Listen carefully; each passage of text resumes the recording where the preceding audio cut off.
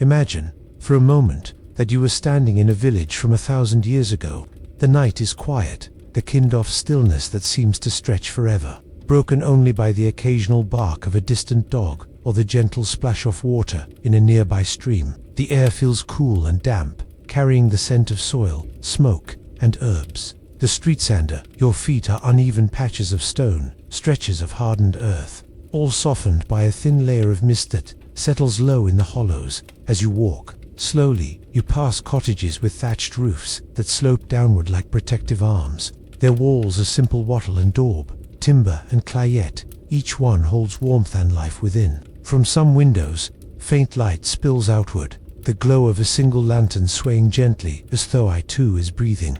The flame crackles behind glass or oiled parchment, and for a moment, you might imagine Thelintern is keeping watch, guarding the family inside as they prepare for rest. Further along, a river moves with quiet determination. Its surface reflects the pale light of the moon, and as the water drifts, so too does time.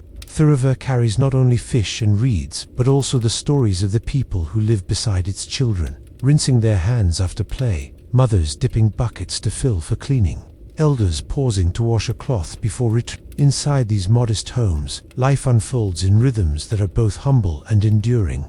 Each day begins and ends with tasks that may seem small to us now, but carried immense importance then. There was food to prepare, fire to tend, and always the gentle care of the home itself.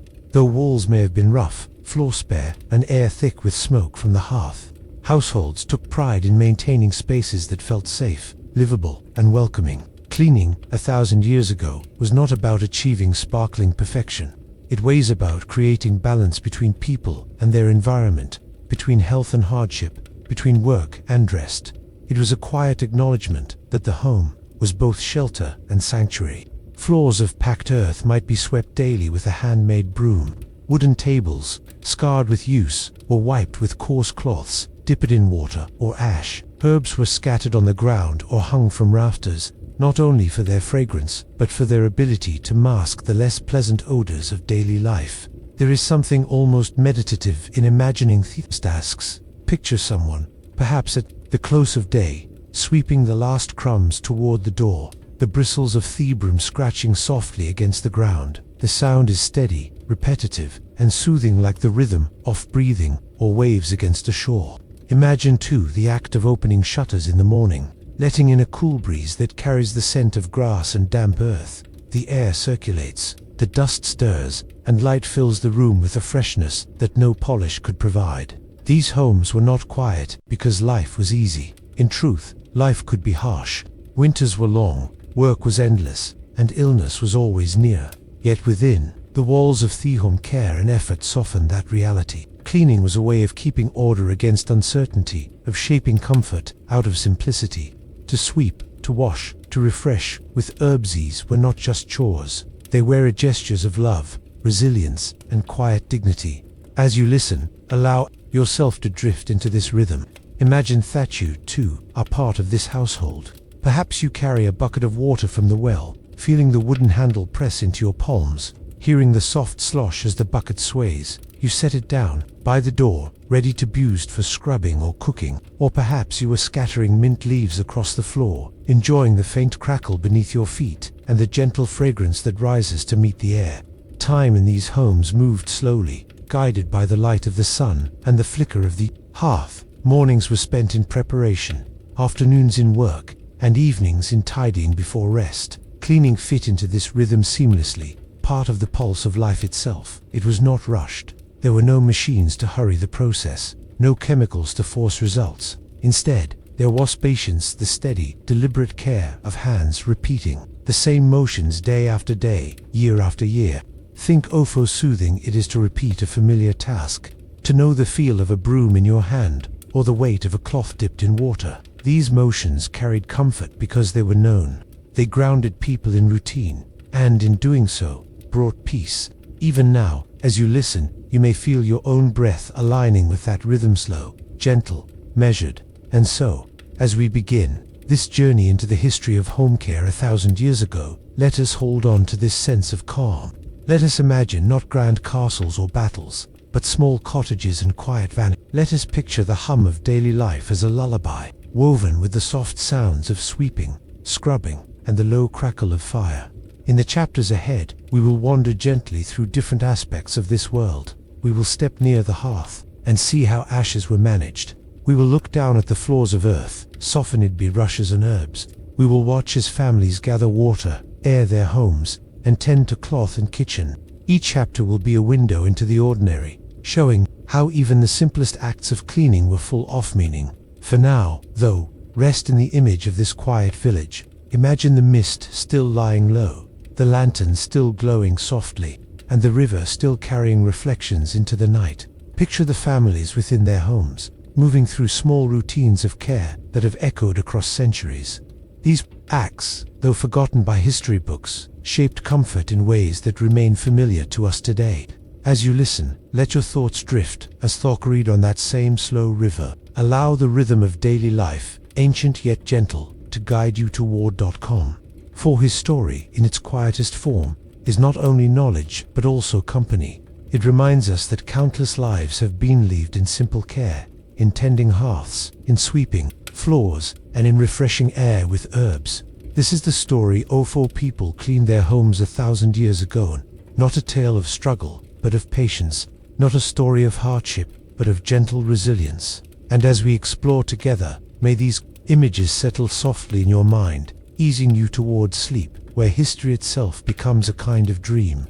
Step back with me in time, to a world before the hum of machines or the easy press of a switch. 1,000 years ago, warmth and light did not come with a flicker of electricity, but with fire, slow to kindle and patient in its care. Imagine standing in the stillness of a small village, where the air smells faintly of damp soil and wood smoke, and where the first sound of morning is the faint crackle of embers stirring back to life. The hearth-waste center of every home, both humble and grand, and it shaped not only meals and warmth but also the rhythm of cleanliness, order, and comfort. To tend it was more than a chore. It was a ritual, a daily act that carried meaning beyond the sweep of ash or the laying of wood. Homes were simple, yet alive with activity.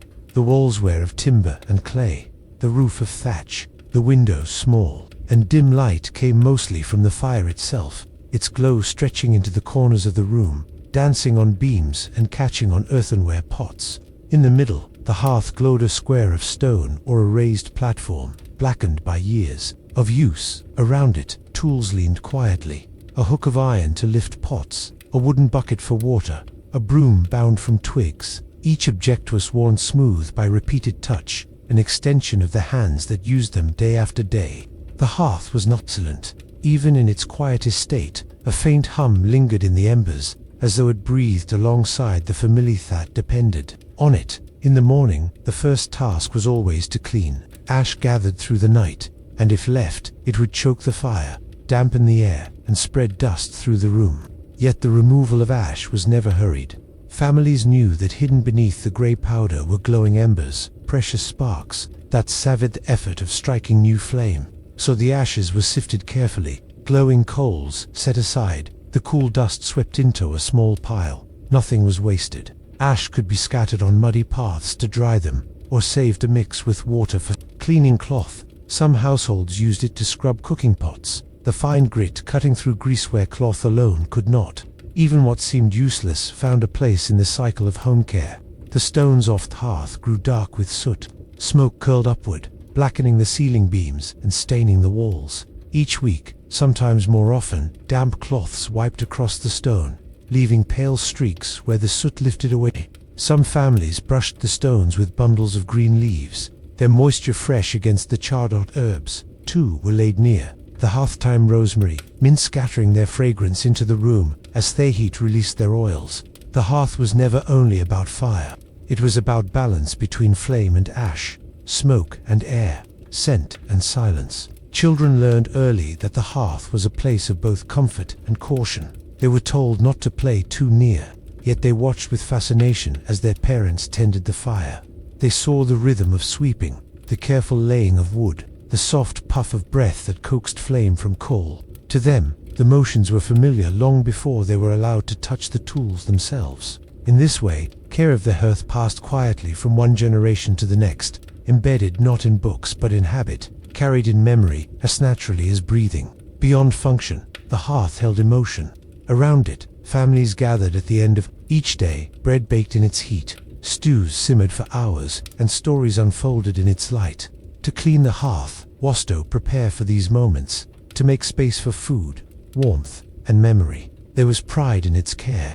A visitor stepping inside would notice if the hearth lay untended, if ash spread across the floor or soot clung to a tidy hearth spoke of diligence, of a household that valued order and respect. It was not vanity but quiet expression, a way of showing that the home was loved. In winter, when nights were long and frost clung to windows, the hearth meant survival. Storms might batter doors and snow press heavy on roofs, but the glow of a clean, well-tended fire promised endurance. It reassured the weary that warmth would remain, that bread cold dries, that children could sleep safely against the cold. Cleaning, then, was not just about appearance. It was about maintaining the fragile line between comfort and hardship, life and struggle. The daily sweep of ash, the weekly wiping of stone, the scattering of herbs, all these gestures, so small on their own, came together to protect against the vastness of winter. The tasks flowed with the rhythm of the day. Morning began with sweeping, their hearth, sifting ash and stirring embers into flame. Midday brought the laying of more wood, the shifting of pots, the brushing away of soot. Afternoon saw fresh herbs scattered. Air moved through open shutters, and the hearth refreshed once more. Evening ended with the banking of embers, covered in ash to glow safely until dawn. Each stage marked the hours, as steady as the movement of the sun. Life itself seemed measured by these small acts, so familiar that they hardly needed thought. Yet without them, the pattern of the day would falter. Every household found its own way. Some spread sand around the base of the hearth, catching sparks before they burned the floor. Others laid fresh rushes, the sound of straw underfoot softening each step. Wealthier families might use metal grates or stone enclosures, while humbler cottages relied on earth alone. But always, their waste broom of twigs, the cloth dampened in water, the steady hand that moved slowly through the task. Cliffman was not hurried, for life itself was not hurried. Time stretched long in those days, and with it, patience. To picture it now is to find calm in simplicity. Imagine sitting in that dim room, hearing the soft scrape of a broom against the quiet rustle of ash gathered in a pile. Smell the faint sweetness of mint scattered on the floor, rising as footsteps press it into the earth.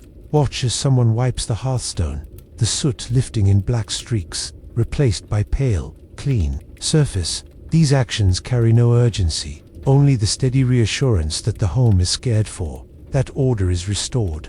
At the close of the day, the hearth was tidied once more. Embers banked, tools set aside, herbs freshened, rushes smoothed. Families gathered nearby, the fire glowing low, casting long shadows across the walls.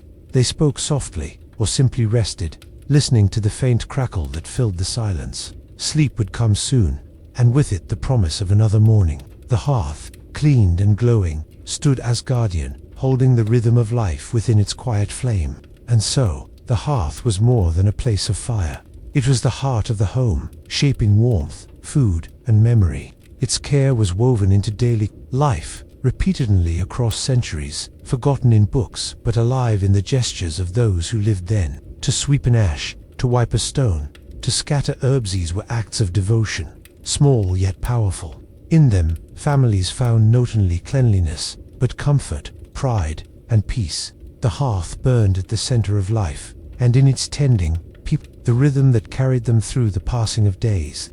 Step softly with me into a home of long ago, where the floor beneath your feet is not polished wood or shipping tile, but packed earth, cool and firm, the very ground itself smoothed into the shape of a room. These homes, built with timber, stone, or clay, rested not on foundations of stone but on the soil of the land, carried inside and pressed flat beneath countless footsteps. Yet though these floors were plain, they were far from lifeless. They were renewed and refreshed through the gentle art of covering them with rushes, herbs and straw, a practice that blended cleanliness with comfort, necessity with ritual. The floor, after all, was where daily life touched most closely. It carried the prints of bare feet, the marks of tools, the scatter of crumbs, and the spill of drink. To keep it fresh was to keep the home alive. Imagine the sound of walking across such a floor.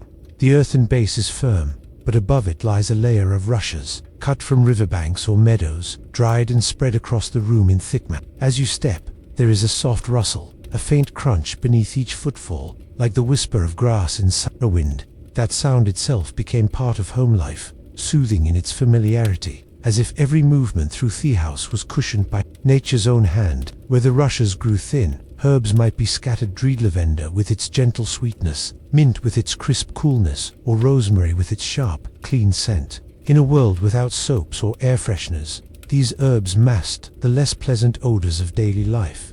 The mixture of soil, smoke, food, and bodies could linger heavily, but a layer of mint underfoot gave freshness, reminding all woe entered that care had been taken. Laying rushes was not a once-in-a-lifetime task, but a cycle, a rhythm that mirrored the seasons. Fresh bundles were gathered when the grasses grew tall in summer. Families would walk to the riverside, scythes in hand, cutting long green stalks, and leaving them to dry in the open air. Once hardened, they were carried back in armfuls, stored for the year ahead. To lay them across the floor was both practical and comforting. When they grew worn or damp with spills, they were swept aside and replaced, the act itself bringing a sense of renewal. Cleaning the floor was not scrubbing with brush and water, but scattering freshness anew, replacing the old with the new, like turning the page of a book. The practice of spreading Herbcinto, the rushes, added another layer of meaning. Lavender whispered of calm, rosemary of protection, mint of vigor. Some herbs were chosen not only for fragrance but for their believed powers. It was thought that certain plants could drive away insects, keep away illness, or even shield against misfortune.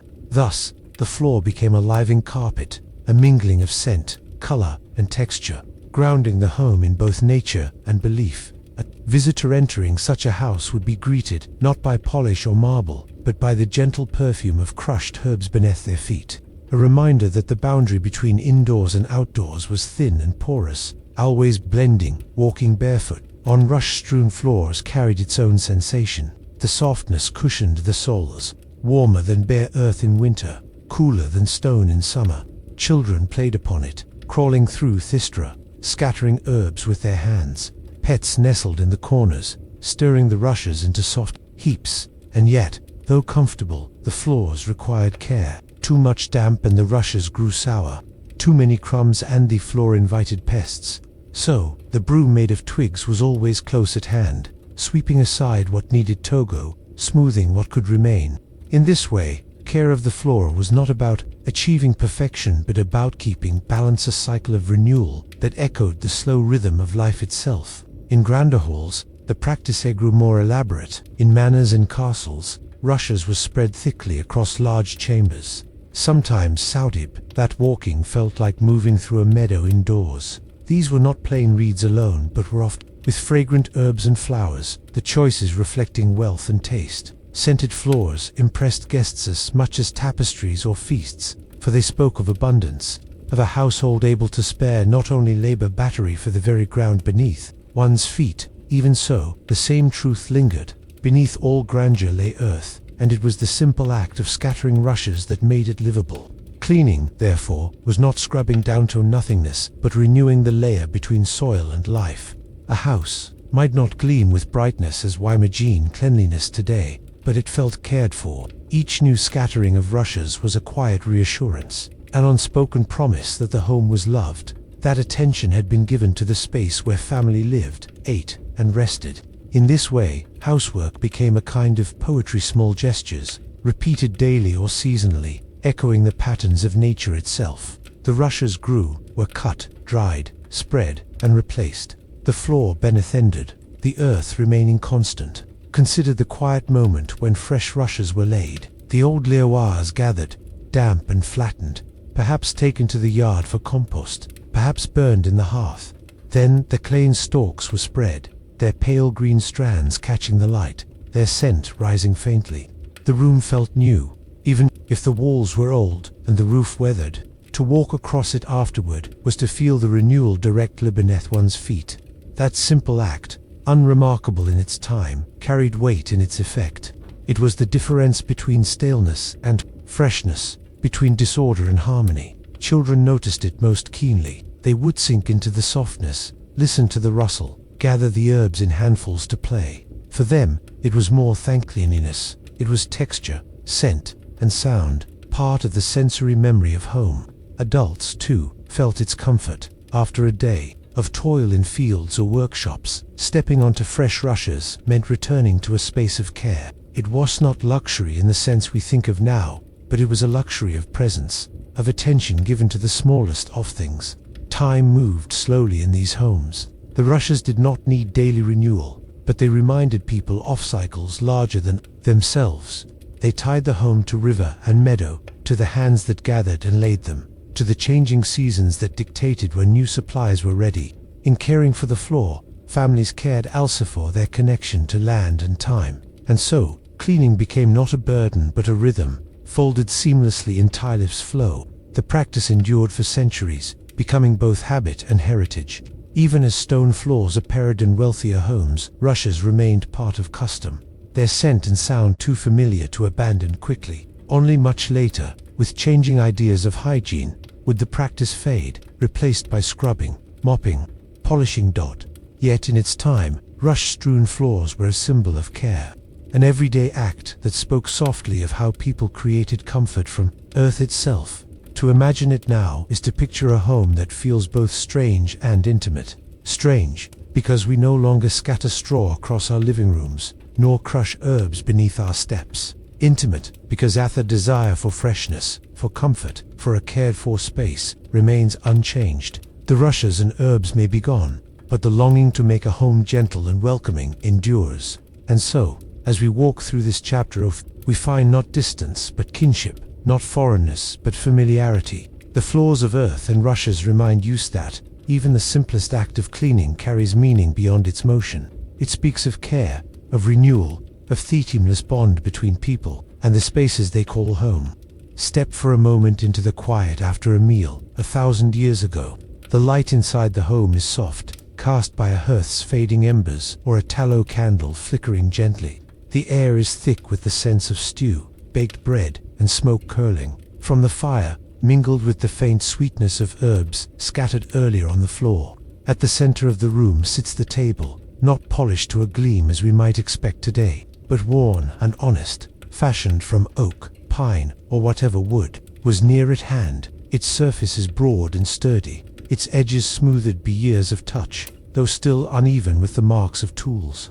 This table is not a showpiece, it is a companion to daily life, bearing the weight of bowls, knives, loaves, and laughter. After the meal is done, its surface holds tetras of living, crumbs of bread scattered like dust across its boards, rings of ale left by wooden cups, small spots of oil where roasted meat or cheese was laid. Yet these marks were not left untended. Just as the hearth was swept each morning, so too was the table cared for after each meal. The act of wiping the wood was simple, but it carried its own kind of ceremony. A rough cloth, often woven from linen to coarse for clothing or fashioned from scraps to worn for other use, would be dipped in water.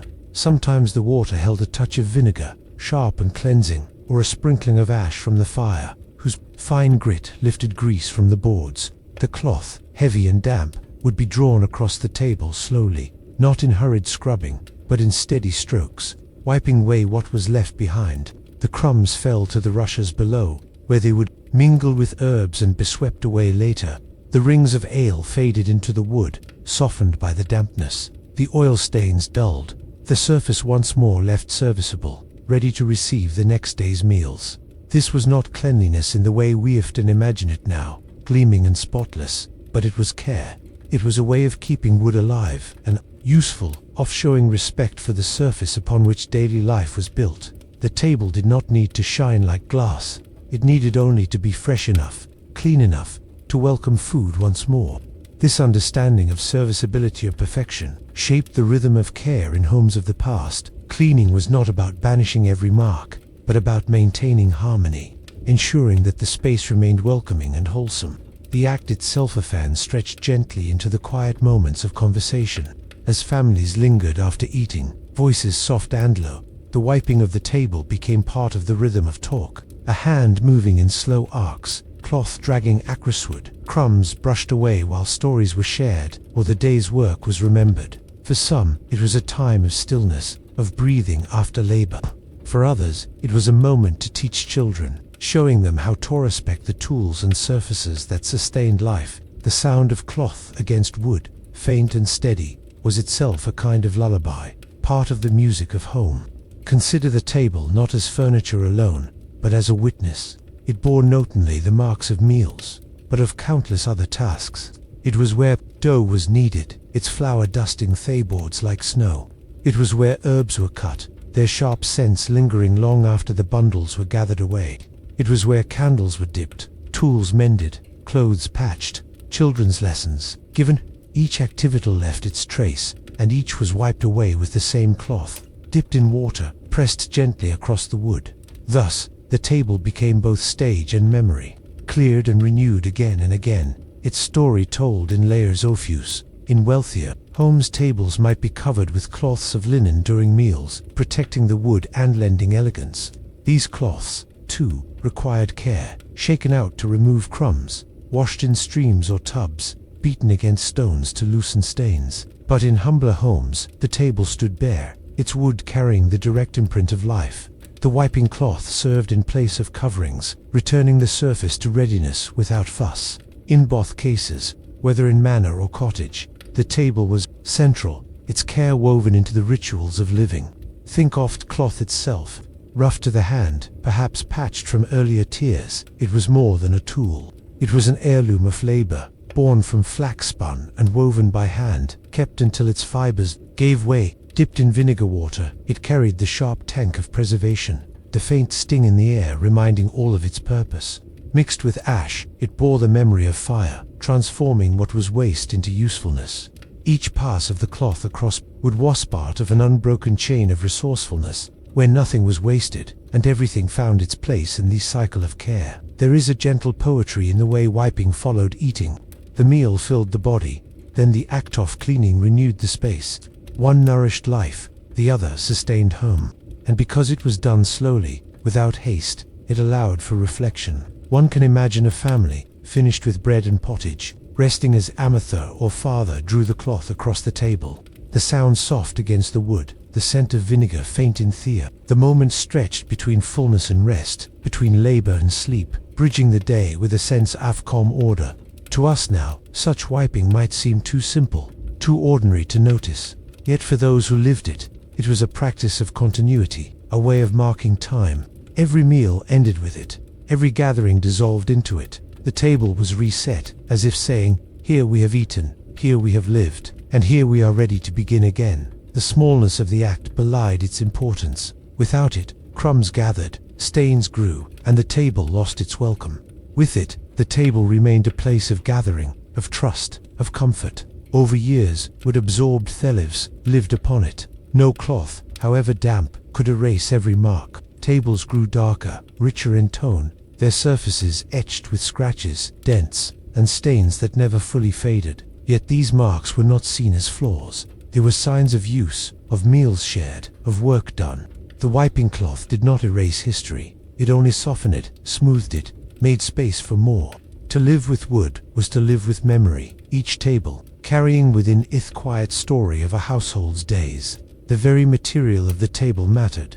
Oak, heavy and strong, bore thewit of years. Pine, lighter and softer, marked more easily, showing the press of cups and knives. Whatever thewwood, it was chosen with care, shaped into planks, joined into boards, carried into the home where it would serve faithfully. To clean it with cloth and water was to extend its life, to honor its gift.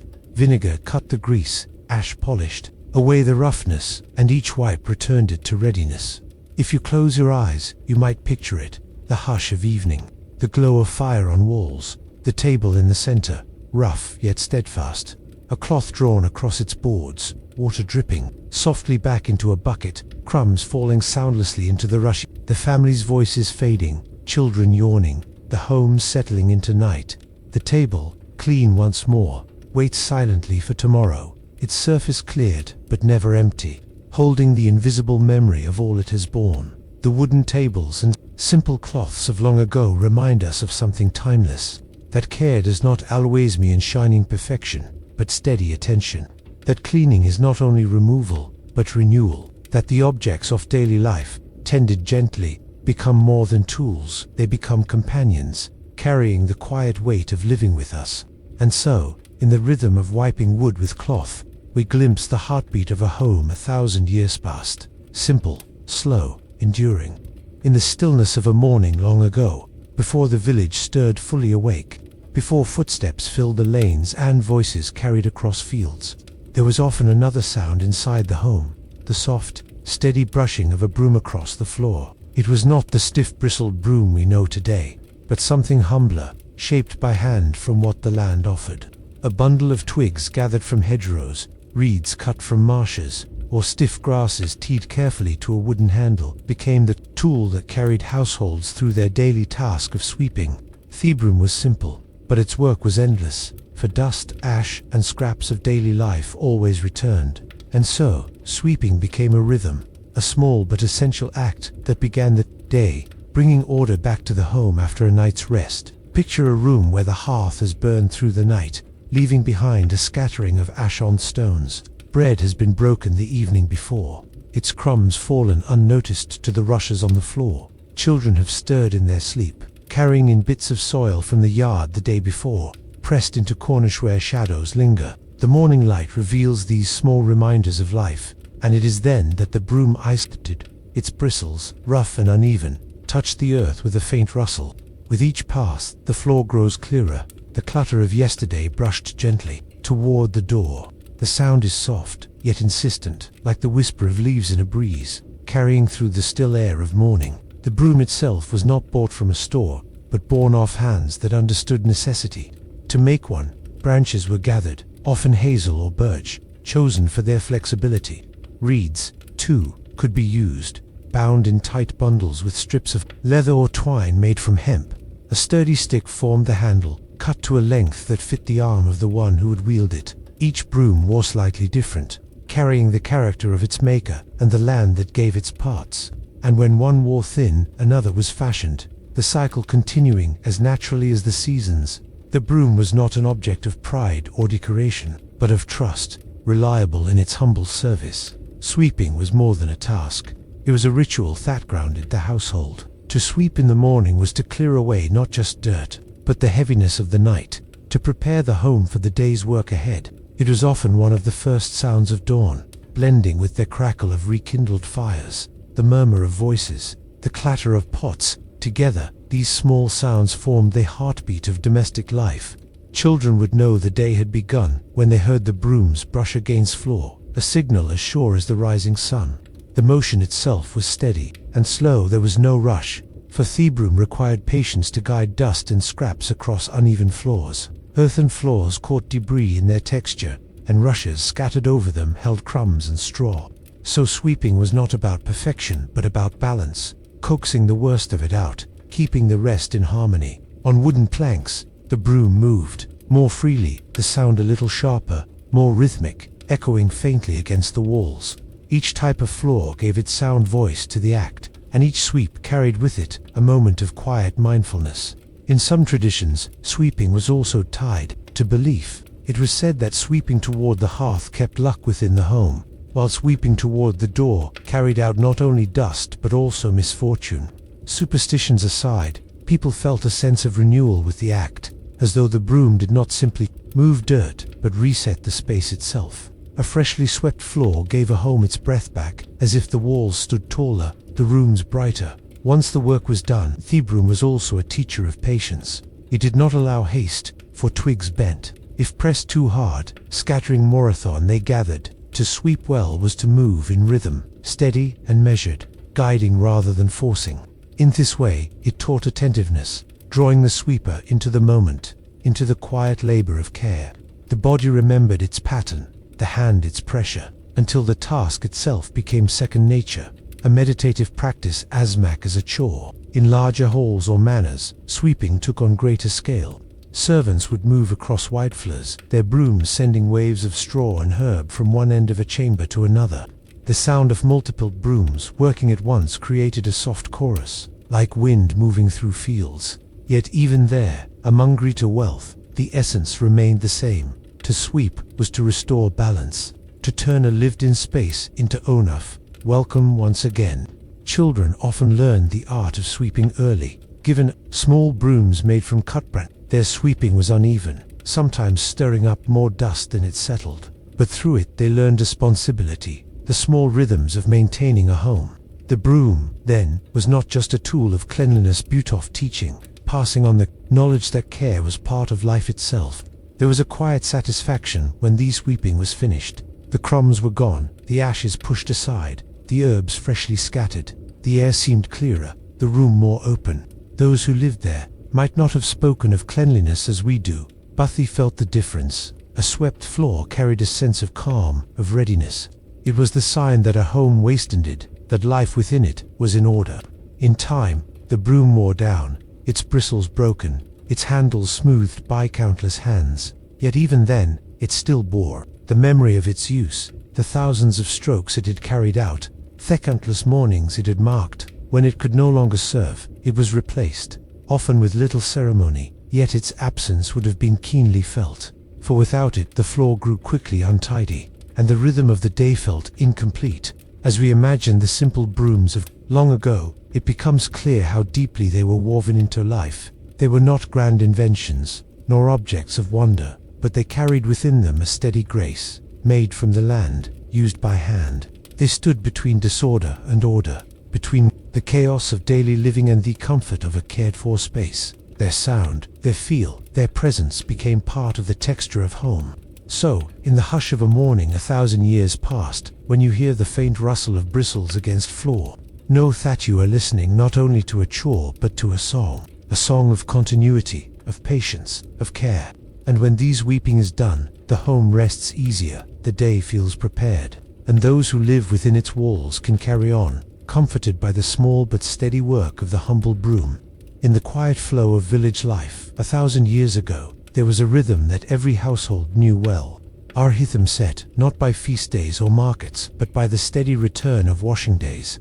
Long before machines, before powders and perfumes, before even the idea of running water within the home, there was the careful, patient labor of cleaning linen, wool, and the humble cloths that filled a household. It was work that demanded time, strength, and endurance, yet it carried with it a kind of peace, a ritual that blended necessity with companionship, the voice of water with the voice of hands. For in a world where clothing and household textiles were precious and hard-won, to clean them was not only about appearance, but about preservation, care, and respect.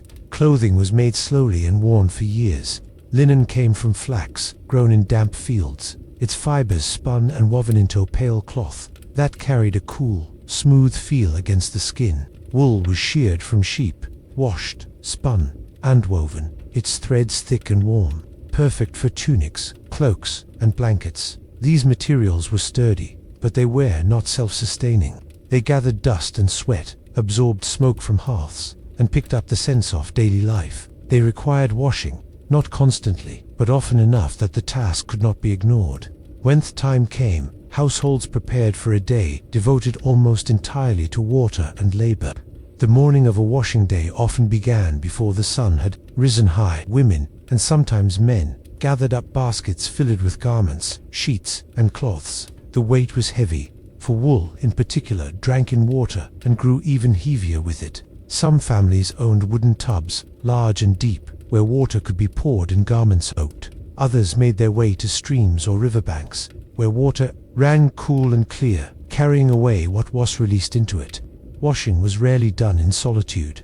Neighbors gathered together, not only for efficiency but for the companionship it provided. To share the work was to make it lighter, and so washing days became communal.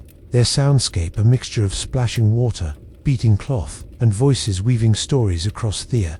The process was slow and layered. First, the cloth had to soak, steeping in water to loosen the sweat and dirt pressed into its fibers. Ash, saved from the hearth, was sometimes added, mixed with water to form lye, a natural but harsh soap.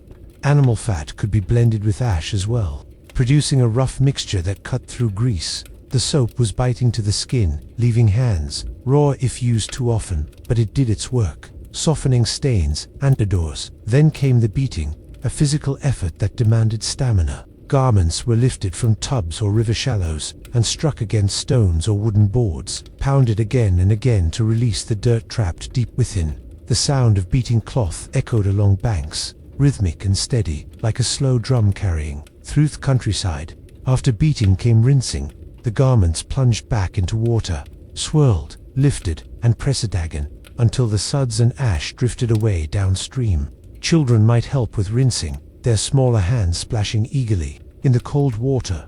Though they tired quickly of the weight, older women knew the art of pressing water from cloth, twisting and wringing without tearing the fabric, coaxing the fibers back into strength. Each garment passed through many hands, each hand lending its strength, until at last the cloth was ready to be carried out to fields or yards, spread wide or hung high to dry. Drying itself carried its own kind of beauty. Lines were strung, or branches used, or grass left open beneath the sun.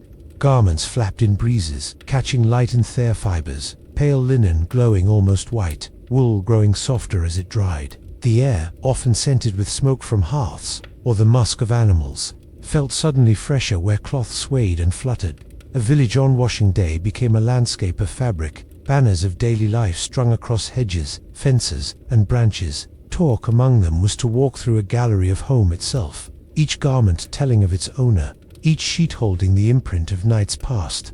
The work was tiring, leaving arms sore and hands chapped, yet it carried our rhythm that soothed even as it strained. Soak, beat, rinse, wring, dry. The cycle was repeated until every garment was tended, until every cloth lay bright in the sun.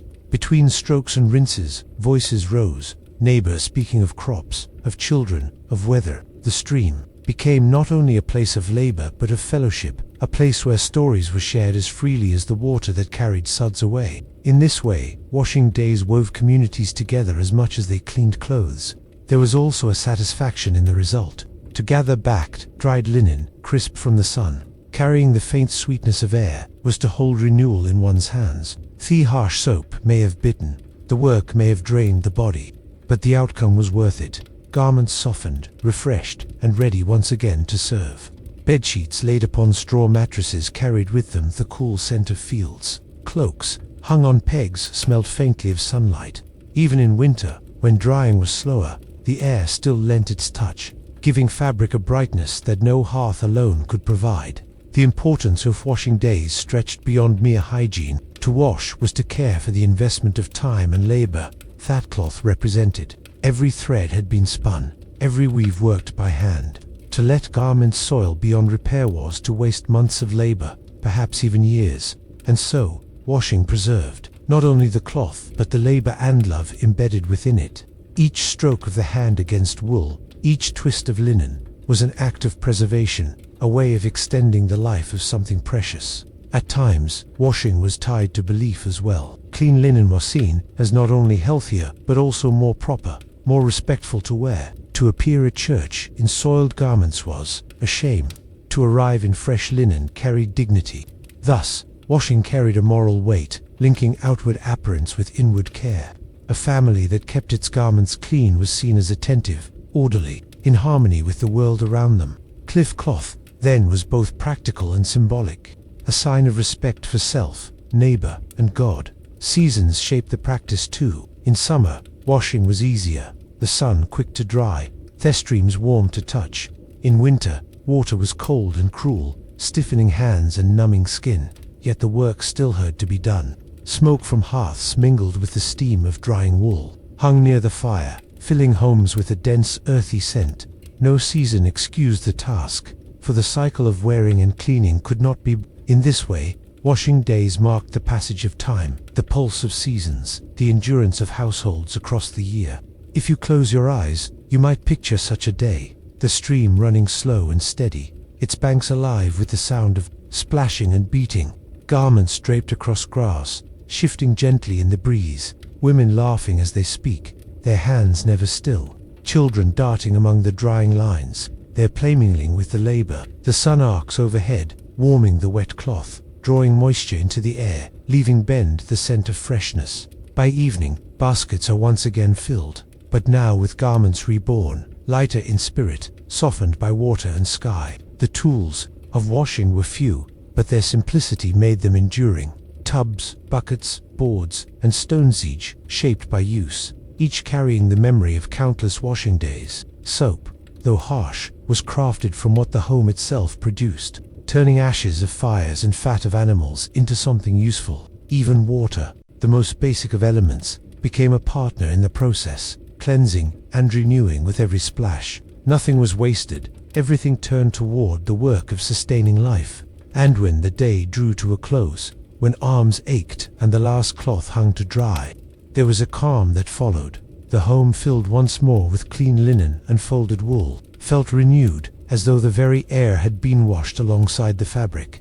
To lay down on a sheet still scented by the sun was to rest in the gift of labor, airward sweeter than gold in its quiet way. Washing days may have been exhausting, but they were also deeply human, blending toil with fellowship, hardship with renewal. So, we remember them not as days of burden allen, but as part of the gentle rhythm of life 1,000 years ago. The rhythm of hands meeting water, of fabric lifting and falling, of voices carrying over streams. The rhythm of soap, harsh but cleansing, of breezes that softened what water could not. And above all, the rhythm of time itself, measured not in clocks or calendars. Bhutan, the cycles of wear and renewal, soil and cleansing, labor and rest. Washing days remind us that even in their most ordinary of tasks, there is poetry, the poetry of care, of continuity, of the human bond with fabric, water, and sun.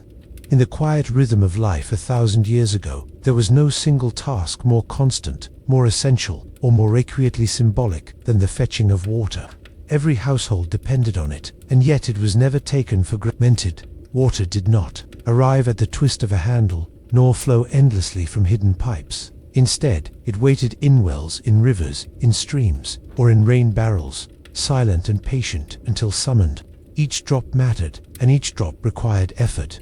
At the center of this effort stood one of the simplest but most important tools of daily life, the wooden bucket. With its bands of iron or tightly fitted wooden hoops, its staves carefully shaped and sealed, the bucket creaked and swayed with use. It was never merely an object. It was a companion, a vessel that carried life itself from the world beyond the door into the heart of the home. Imagine the beginning of a day. The hearth is just being stirred to life, its ashes pushed aside, its embers coaxed into flame. Before bread can bake, before hands can wash, before any real cleaning can begin, there must be water. And so someone, often the women of the household, sometimes children old enough to carry a weight, sometimes men when the load was greater, would lift the wooden bucket and step out into the morning air. The path to the well or river was worn by countless feet, a path of ritual as much as necessity. Dew might glisten on the grass, mist might curl above thief belts, and always there was the soft groan of wood as the bucket swung with each step. For many, the well waste center of this routine, dug deep into the earth, lined with stone, the well was a place of both mystery and trust. Rope creaked as the bucket was lowered, the cool scent of water rising to meet the one waiting above. To watch the bucket vanish into darkness, then hear the splash below, was to witness the link between surface life and hidden depths. Drawing the bucket back up demanded strength, for water was heavy and the earth resisted its release. Yet there was also a rhythm, the rope sliding over wood, the bucket breaking the surface, dropled spilling back as it emerged. Hands gripped, wet wood, cool against skin, and lifted carefully so as not to waste what was so dearly won. For others, the path led to a stream or river. Here, water was gathered not by rope but by immersion. The bucket dipped and tilted until it filled. Streams carried with them a liveliness, a constant song of motion, a reminder that water was always flowing, always renewing itself. To bend at the edge of a riverbank, the smell of damp earth rising, and lift a bucket brimming with clear water, was to feel connected to nature itself, to the land that sustained the home. Yet even here, caution was needed. The water had to be taken from clean places, away from where animals might stir the mud, or people might wash their clothes. Knowledge of safe gathering places was passed from parent to child, part of the quiet wisdom of survival. The journey back was the true test. A full bucket was heavy, often weighing more than the one who carried it wished to bear. Wooden handles cut into palms, shoulders ached, and yet the walk was steady, deliberate, unhurried. To spill was toast, and waste was unthinkable. Every step was taken with care, the water sloshing softly within, the sound like a low heartbeat. Sometimes, 2 buckets were balanced on a yoke. The wooden beam laid across shoulder stow spread the weight. Even then, the body swayed gently to match the rhythm of the liquid inside, finding harmony between flesh and water, burden and balance. Once home, the bucket was set down near the hearth or in a corner, ready to serve many tasks. Some of the water would be poured into smaller vessels for drinking or cooking. Some would be saved for washing hands, faces, and utensils. Some would be sprinkled across earthen floors to keep dust from rising, or poured gently over cloths used to wipe tables and benches. Water was rationed carefully, each use considered. To pour too freely was to invite need too soon. To spill was a small tragedy, and so the bucket was handled with quiet reverence. Cleaning, in particular, relied on this precious water to scrub a wooden bowl, to rinse a cloth, to sweep dust, and then sprinkle the floor. Each act depended on what the buckethod carried, and because fetching water required effort, cleaning carried a slower rhythm. There was no thought of running a tap endlessly until dirt dissolved. Instead, there was mindfulness. A rag was dipped sparingly, a surface wiped with care, each motion measured against the water that remained. This careful pace lent to whose work a meditative quality, a sense that each act of cleaning was not rushed but respected. Part of a cycle began with the lifting of the bucket at dawn. Buckets themselves were simple, yet not unskilled in their making.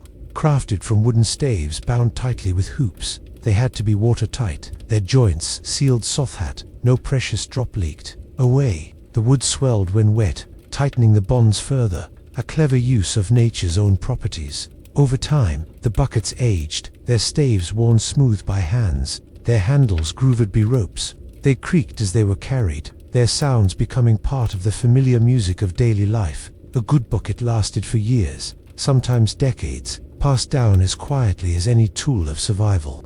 Beyond the household, wells and water sources were also places of gathering. Women met at wells, not only to draw water but to share words, laughter, and news. Children played nearby, running between the stones, listening to the creak of ropes and the splash of water. The well became a social space, a center of both necessity and community. To fetch water was to step briefly into the life of the village, to share a moment of labor that bound neighbors together.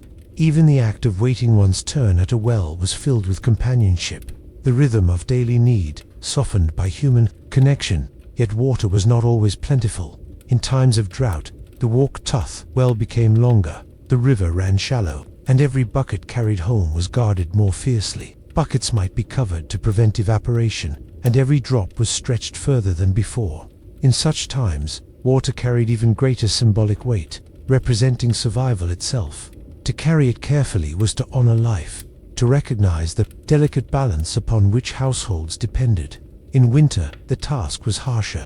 The ground froze, rivers iced over, wells grew stiff with frost. Drawing water then was a battle against cold. The buckets would stiff and biting to the touch. Yet still the task was done, for the need did not rest with the season. Warm breath rose in clouds, the bucket's rim glazed with ice, hands numb yet persistent. Returning home with water in winter was a triumph of endurance, a reminder that survival itself was a chain of small victories, carried one bucket at a time.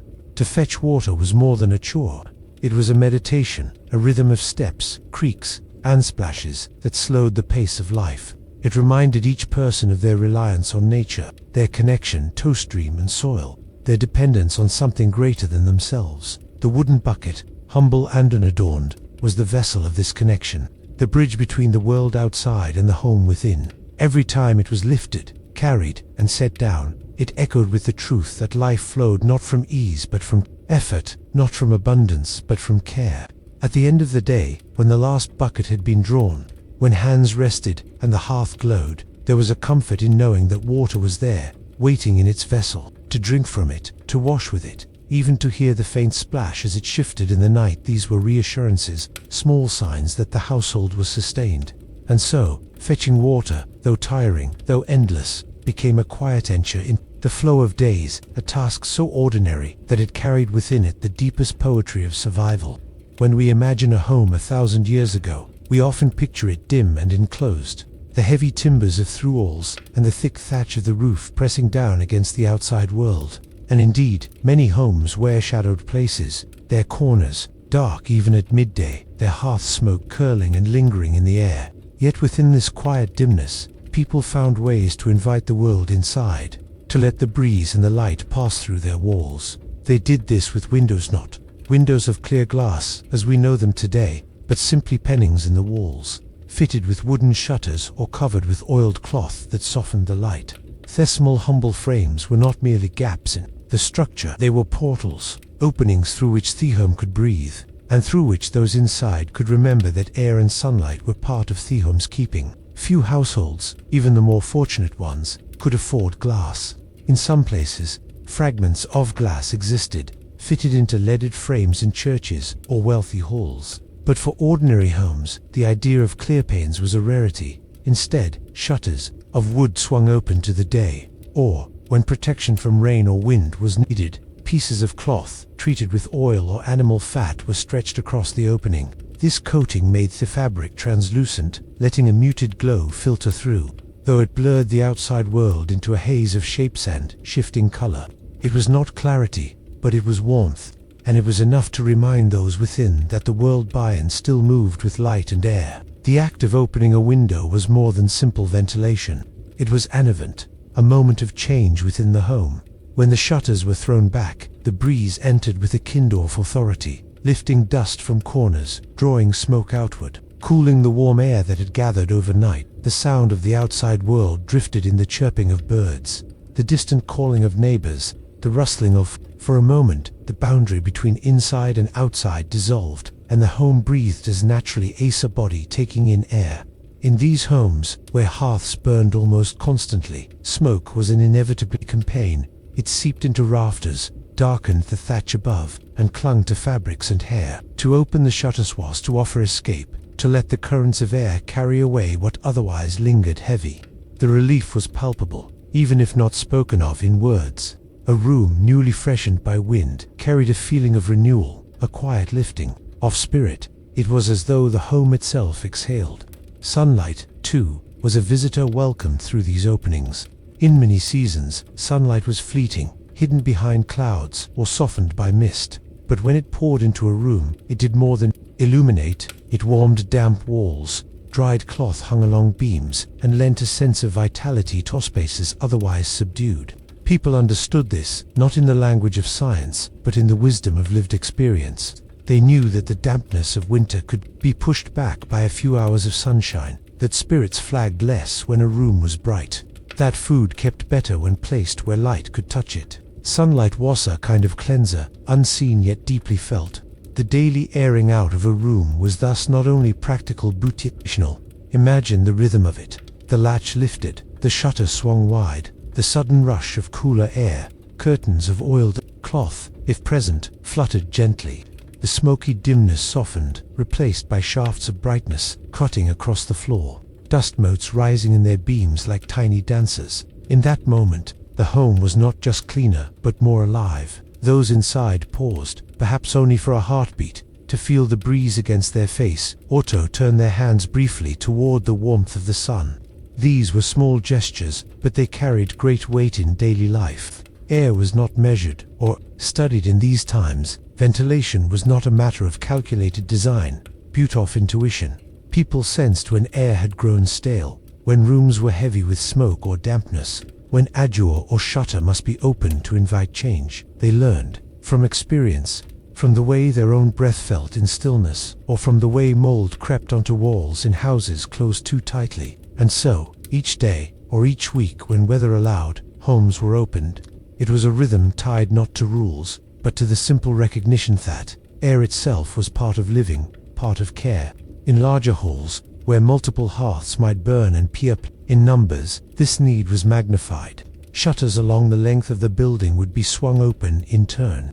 Great drafts sweeping across the floors, scattering rushes and drawing out the smoke. The process was noisy and bustling, with servants moving quickly, carrying ashes and adjusting shutters. Yet even here there was a moment when the hall quieted, when fresh air tumbled in and filled the space. The scent of earth and grass, of nearby fields or forests, mingled with the indoor smells of wood and food. It was not always sweet, but it was always different, and difference itself was a kind of refreshment.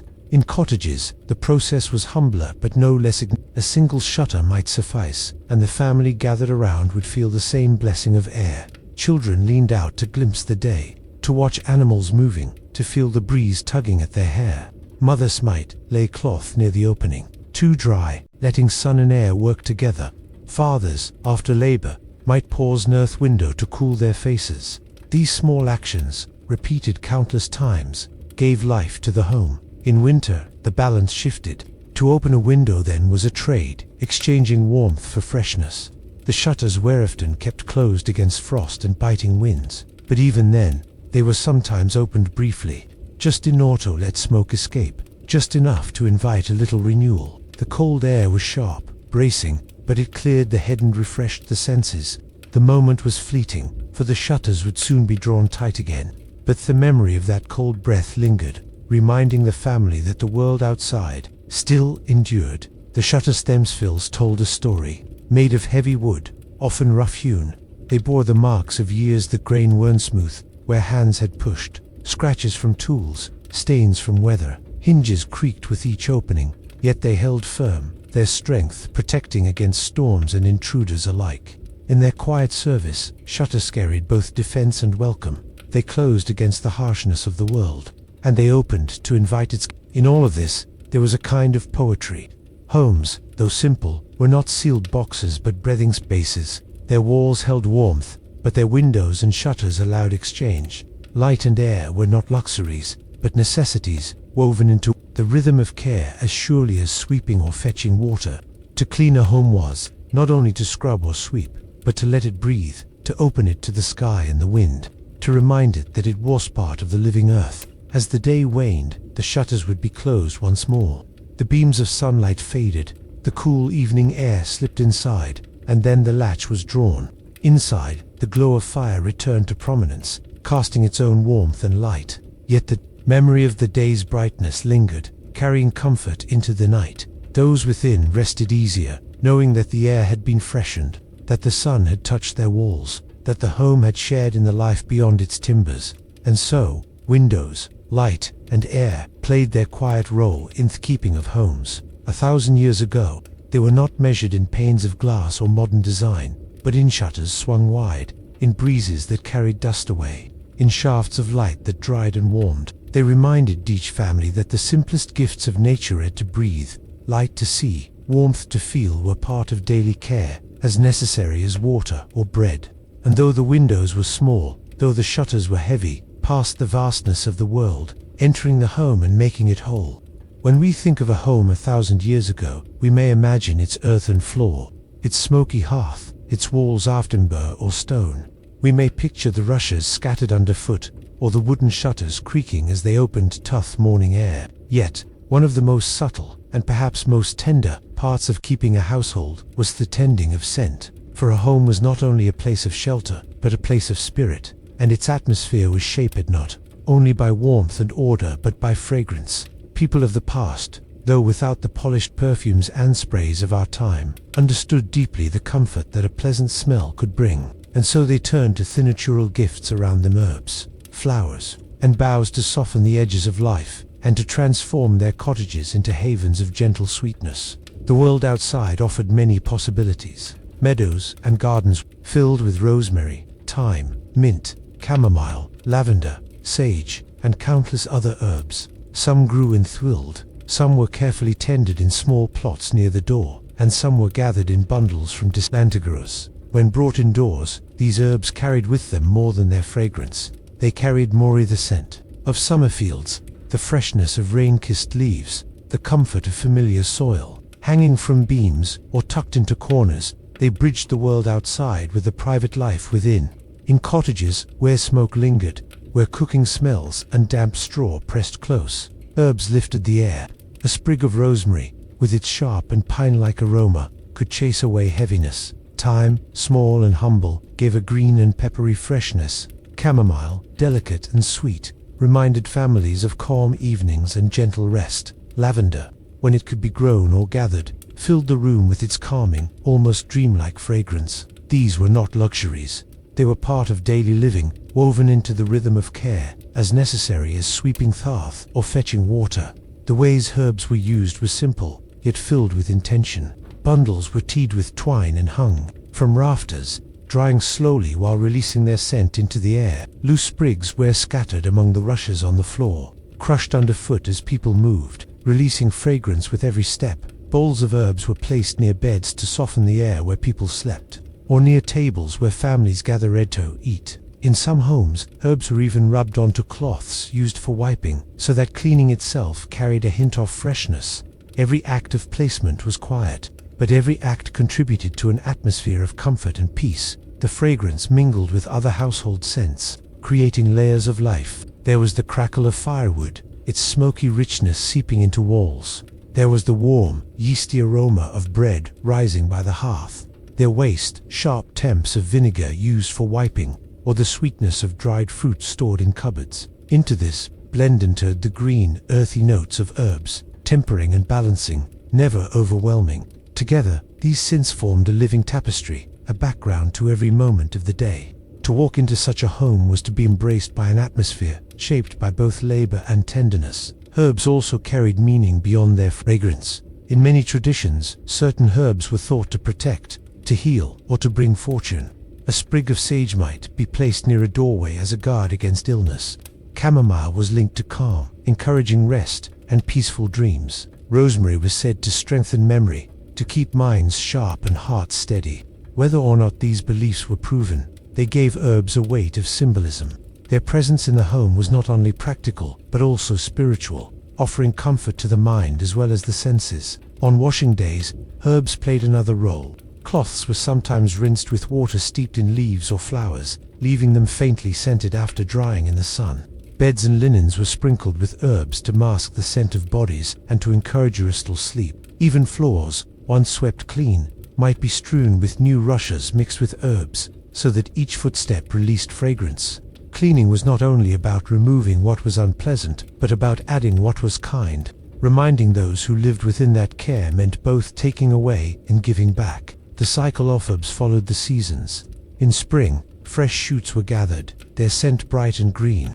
In summer, bundles were hung in kitchens and storerooms, drying in the warmth of the air. In autumn, herbs were tied tightly and stored, carefully, their fragrance preserved for the colder months ahead. And in winter, when the world outside was bare and harsh, the presence of dried herbs indoors brought a memory of warmth, a whisper of summer fields carried into the darkest season. This cycle, year after year, tied households to the land, reminding them that the care of the home was inseparable from the gifts of nature. The act of preparing herbs itself carried a rhythm. Hands worked carefully, binding stems, weaving twine, arranging leaves so they would dry evenly.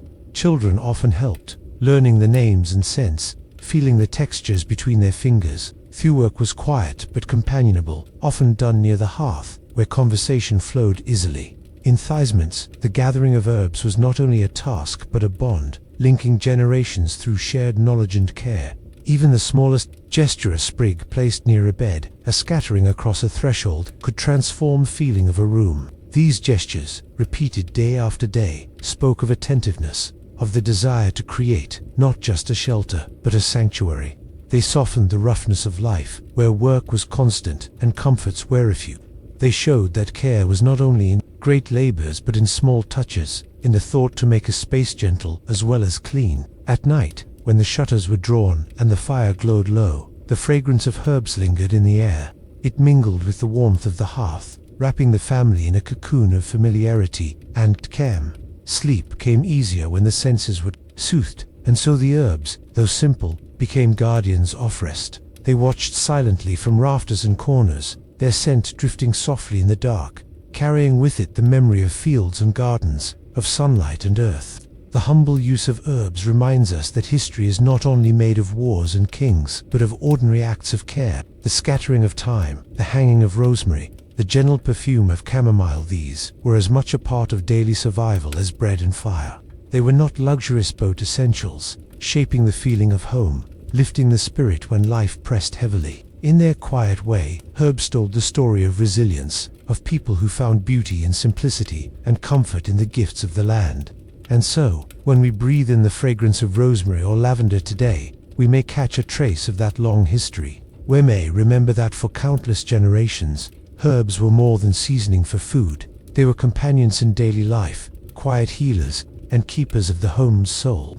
In the cottages of the past, where smoke clung taboms and floors were made of earth, herbs brought sweetness, softness, and peace. They turned walls into sanctuaries, not through wealth or grandeur, but through care, thought, and love. In the quiet rhythm of daily life 1,000 years ago, the cooking pot was both companion and burden, heavy, blackened, and essential. It was the center of the home's nourishment. Meals rose and fell around its iron walls. Bread stews simmered within, broth bubbled, and grains softened in the warmth of fire. Yet with every use, Thepit bore the traces of its labor soot gathering on its outer skin, grease clinging to its inner curves, and ash settling in thin grey coats. To keep these tools ready for the next meal was not an afterthought but a duty, one that called for patience, strength, and a touch of care. Cleaning was not glamorous, but it was necessary, a daily ritual that tied together food, fire, and family. The task was demanding. These pots and pans were not light modern cookware polished smooth by factories. They were cast or hammered by hand, often uneven. Their weight alone made them difficult to move, and when combined with layers of soot and grease, they became heavy with the memory of many meals. After eating, when bellies were warm and voices still soft with talk, someone would gather the courage to begin the cleaning. Pots were carried to a corner, a courtyard, or sometimes to the stream outside, their metallic clink echoing with every step. That sound, the deep ring of iron, was a familiar note of evening. Cleaning was done with the simplest of tools. There were no sponges or brushes made of plastic, no soap with perfumed bubbles. Instead, people turned to what was near and plentiful. Sand was one choice. Its grains, rough and sharp, could scour away grease when rubbed in circles. Ash was gathered from the very hearth that had blackened the pot in the first place. Mixed with a little water, ash bag came a gentle abrasive, lifting soot and oil without damaging the surface. Rough cloths or handfuls of reeds served as scrubbers, their fibers scratching away the stubborn remains of meals. These humble tools worked but effectively, reminding the cleaner that patience was part of care. The process itself unfolded like a small ritual. First came the rinsing, with water fetched from a bucket or stream, poured carefully into the pot to loosen what clung inside. Then came the scrubbing, the firm pressure of hands moving in rhythm, sand or ash grinding against metal. Sometimes the cleaner hummed quietly, the sound carrying with the scrape of grit. Sometimes silence ruled, broken only by the steady brush of hand against pot. When the outer soot was tackled, flakes of black fell away, marking the ground with the memory of many fires. And at last, when the surface looked dull but clean, a final rinse washed away the residue, leaving the pot ready to dry. It was not only a physical task, but an emotional one.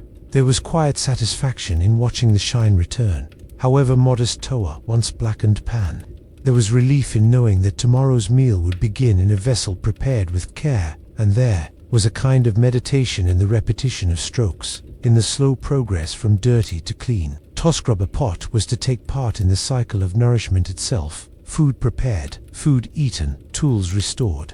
Them was unending, but within it lay a steady reassurance that life, though demanding, could be tended with diligence. The sounds of pot scrubbing became part of household music, just as the crackle of firewood, the sweep of a broom, and the creak of a bucket shaped daily soundscapes. So too did the metallic scrape of ironagained sand. In courtyards, neighbors sometimes heard each other at work, the clinks overlapping across walls.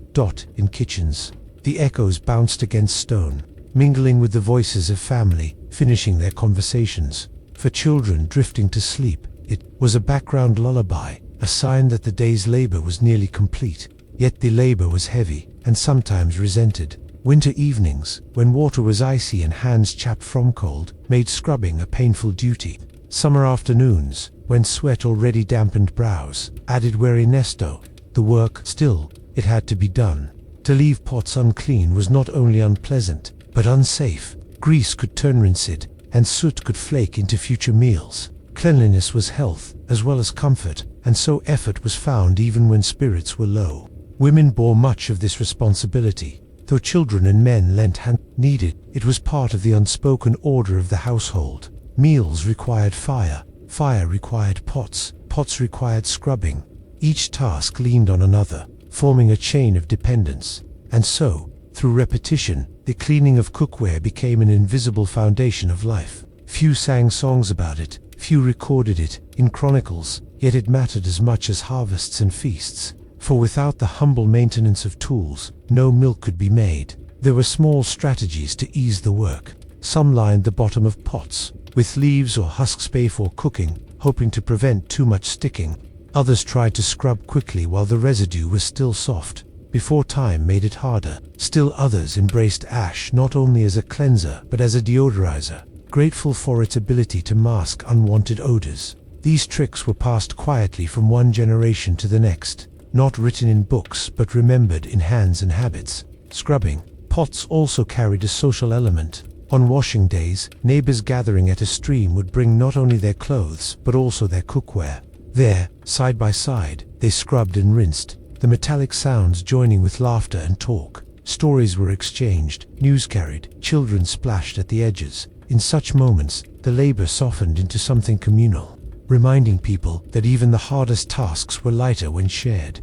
The simple act of scrubbing iron became a thread of connection, weaving households into a fabric of village life. The symbolism of ash, too, was powerful. Ash was the remnant of fire, the ghost of warmth and light. It represented both destruction and renewal. To take ash and use it for cleaning was to practice a small transformation, turning waste into usefulness, dirt into cleansing. In this way, the hearth gave twice, once as fire to cook, and once as ash to clean.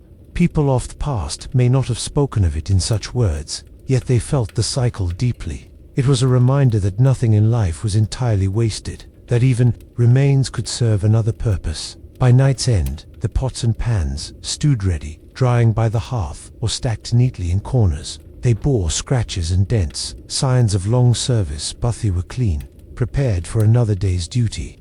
As the family slept, dreams unfolding in silence, the cookware waited, humble sentinels of sustenance. Morning would call them back to the fire, and the cycle would begin anew, cooking, feeding, cleaning, resting. In our modern age, when a sponge and soap can polish a pan in moments, it is easy to overlook the effort once required, but to look back is to see the dignity in such labor. Every scrubbed pot told the story of a meal shared, of hands that cared enough to prepare, to eat, and to restore. These were not glamorous stories, but they were the foundation of living. The echo of iron against sand, the faint smell of ash, the satisfaction of a surface wiped free, were the poetry of daily survival. And so, their cleaning of pots and pans was more than drudgery. It was an act of renewal, a bridge between past and future. It was a rhythm of care, steady and unbroken, joining fire with food, labor with love. Each clink of iron was a reminder that life itself was maintained not by grand gestures but by humble, repeated acts. In every age, itis these quiet rituals that hold households together, that keep hunger at bay, and that turn mere houses into life. 1,000 years ago was shaped by rhythms much larger than any household. The rising and setting of Thesson, the turning of the moon, and above all, the cycle of the seasons determined what people did, when they worked, and how they cared for their homes. Cleaning was never separate from nature's clock. Each season imposed its own mood upon cottages, shaping when floors were swept, when laundry was washed, and when herbs were gathered or burned. To speak of cleaning in the past is to speak of winter frost, spring thaw, summer heat, and autumn harvest. All were woven together, each leaving its own quiet mark on the ways homes were attended. Winter was perhaps the hardest season for the household, with cold winds pushing against shutters, and snow sometimes drifting against doors. Homes became sealed places of warmth and refuge. Fires were kept burning longer, filling rafters and beams with thick smoke that clung to walls and darkened corners. Cleaning during this time was less about thorough renewal and more about maintenance. Ash from the hearth piled higher and needed daily sweeping. Rushes upon the floor grew damp with melted snow, carried in on boots, replaced more often as they lost their freshness. Air grew heavy with the scent of wood, wool, and people presaged their indoors. Yet even here, care was found. A broom sweep in winter had a different rhythm, slower, more deliberate. as if to remind the household that order could still be kept, even when the world outside lay frozen. In spring, life seemed to return not only to fields and hedgerows, but to homes themselves. Doors were thrown open, shutters unbarred, and fresh breezes rushed in to sweep away the stale air of winter. Spring cleaning, as we might call it now, was less a custom than a natural response to the change in season. Floors were renewed with fresh rushes, herbs were gathered anew, and walls were sometimes brushed down to rid them of soot or spiderwebs that had built up in the long, dark months. Washing became easier as streams thawed and water flowed freely. Linen and wool, carried to the riverbanks, could once again be beaten and rinsed beneath open skies. The scent of damp earth and budding flowers mingled with the work, giving the feeling that Thorold itself was cleansing alongside the people. Summer brought its own opportunities. The warmth of long days meant that laundry dried swiftly under the sun, carrying back into the home the fresh smell of grass, wind, and light. Rugs or blankets, beaten outdoors, released dust into the golden air. Pots and pans were scrubbed and left in the heat to dry naturally. Even the walls and roofs of cottages received care, with thatch patched or mud smoothed where rain had worn it thin. Cleaning in summer felt lighter, not because the tasks were fewer, but because the world itself seemed cooperative. Breezes carried away odors, sunshine killed dampness, and people worked with the ease of daylight, stretching late into evening. Yet summer also demanded vigilance. Flies and insects were drawn to homes, and so herbs were scattered more generously. Sprigs of mint or lavender placed where they might discourage unwelcome guests. The tasks of cleanliness in summer were carried out, not in haste, but in a steady, unhurried rhythm, guided by the generous light of the season. Autumn, meanwhile, was the season of preparation. As harvest filled storehouses and lofts, homes also readied themselves for the cold that would come. Herbs gathered in summer were dried and stored, their scents preserved for use in winter rushes. Walls were inspected for cracks, shutters strengthened, roofs mended, all so that snow and not creep inside. Cleaning in autumn had the feel of closure, of tidying before rest. Floors were swept carefully, ashes managed, and tools stored neatly for the months when going outdoors would be harder. Even thievery air seemed tinged with readiness. The smell of apples stored in lofts, of smoke from newly cut wood, of herbs hanging in bundles by the beams. It was not a hurried season, but a thoughtful one, where every act after doing seemed to say, "We are preparing, we are making ready, we are setting our home in order before the frost on us." Through these cycles, cleaning became less of a separate chore and more of a reflection of nature itself. People were not fighting the seasons, but moving with them, adjusting their habits in quiet harmony. 1,000 years ago, time was not measured in clocks or strict schedules. It was measured in shadows, in the ripening offroot, in the fall of leaves. And so, the rhythms of care inside the home were tuned to these same natural cues. Families knew when to replace rushes not by a date on a calendar, but by the smell of damp straw beneath their teeth. They knew when to wash heavy blankets, not by a command, but by the return of warm breezes in spring. They knew when to hang herbs, not from instruction, but from the sight of fields blooming at midsummer. Thorold of the seasons also gave emotional shape to housework. In winter, there was a closeness, even a heaviness, as families worked in tighter quarters. Cleaning became an act of endurance, a way to keep life orderly, despite the press of cold. In spring, there was a sense of relief and joy, as tasks felt lighter and homes seemed to breathe again. Summer carried the feeling of abundance, clothes drying in sunlight, floors covered in sweet herbs, air alive with scents. Autumn brought calmness, a gathering in, as if every sweep of the broom was part of tucking the household in for its long sleep. These feelings gave depth to the work, turning it from mere necessity into our rhythm of belonging.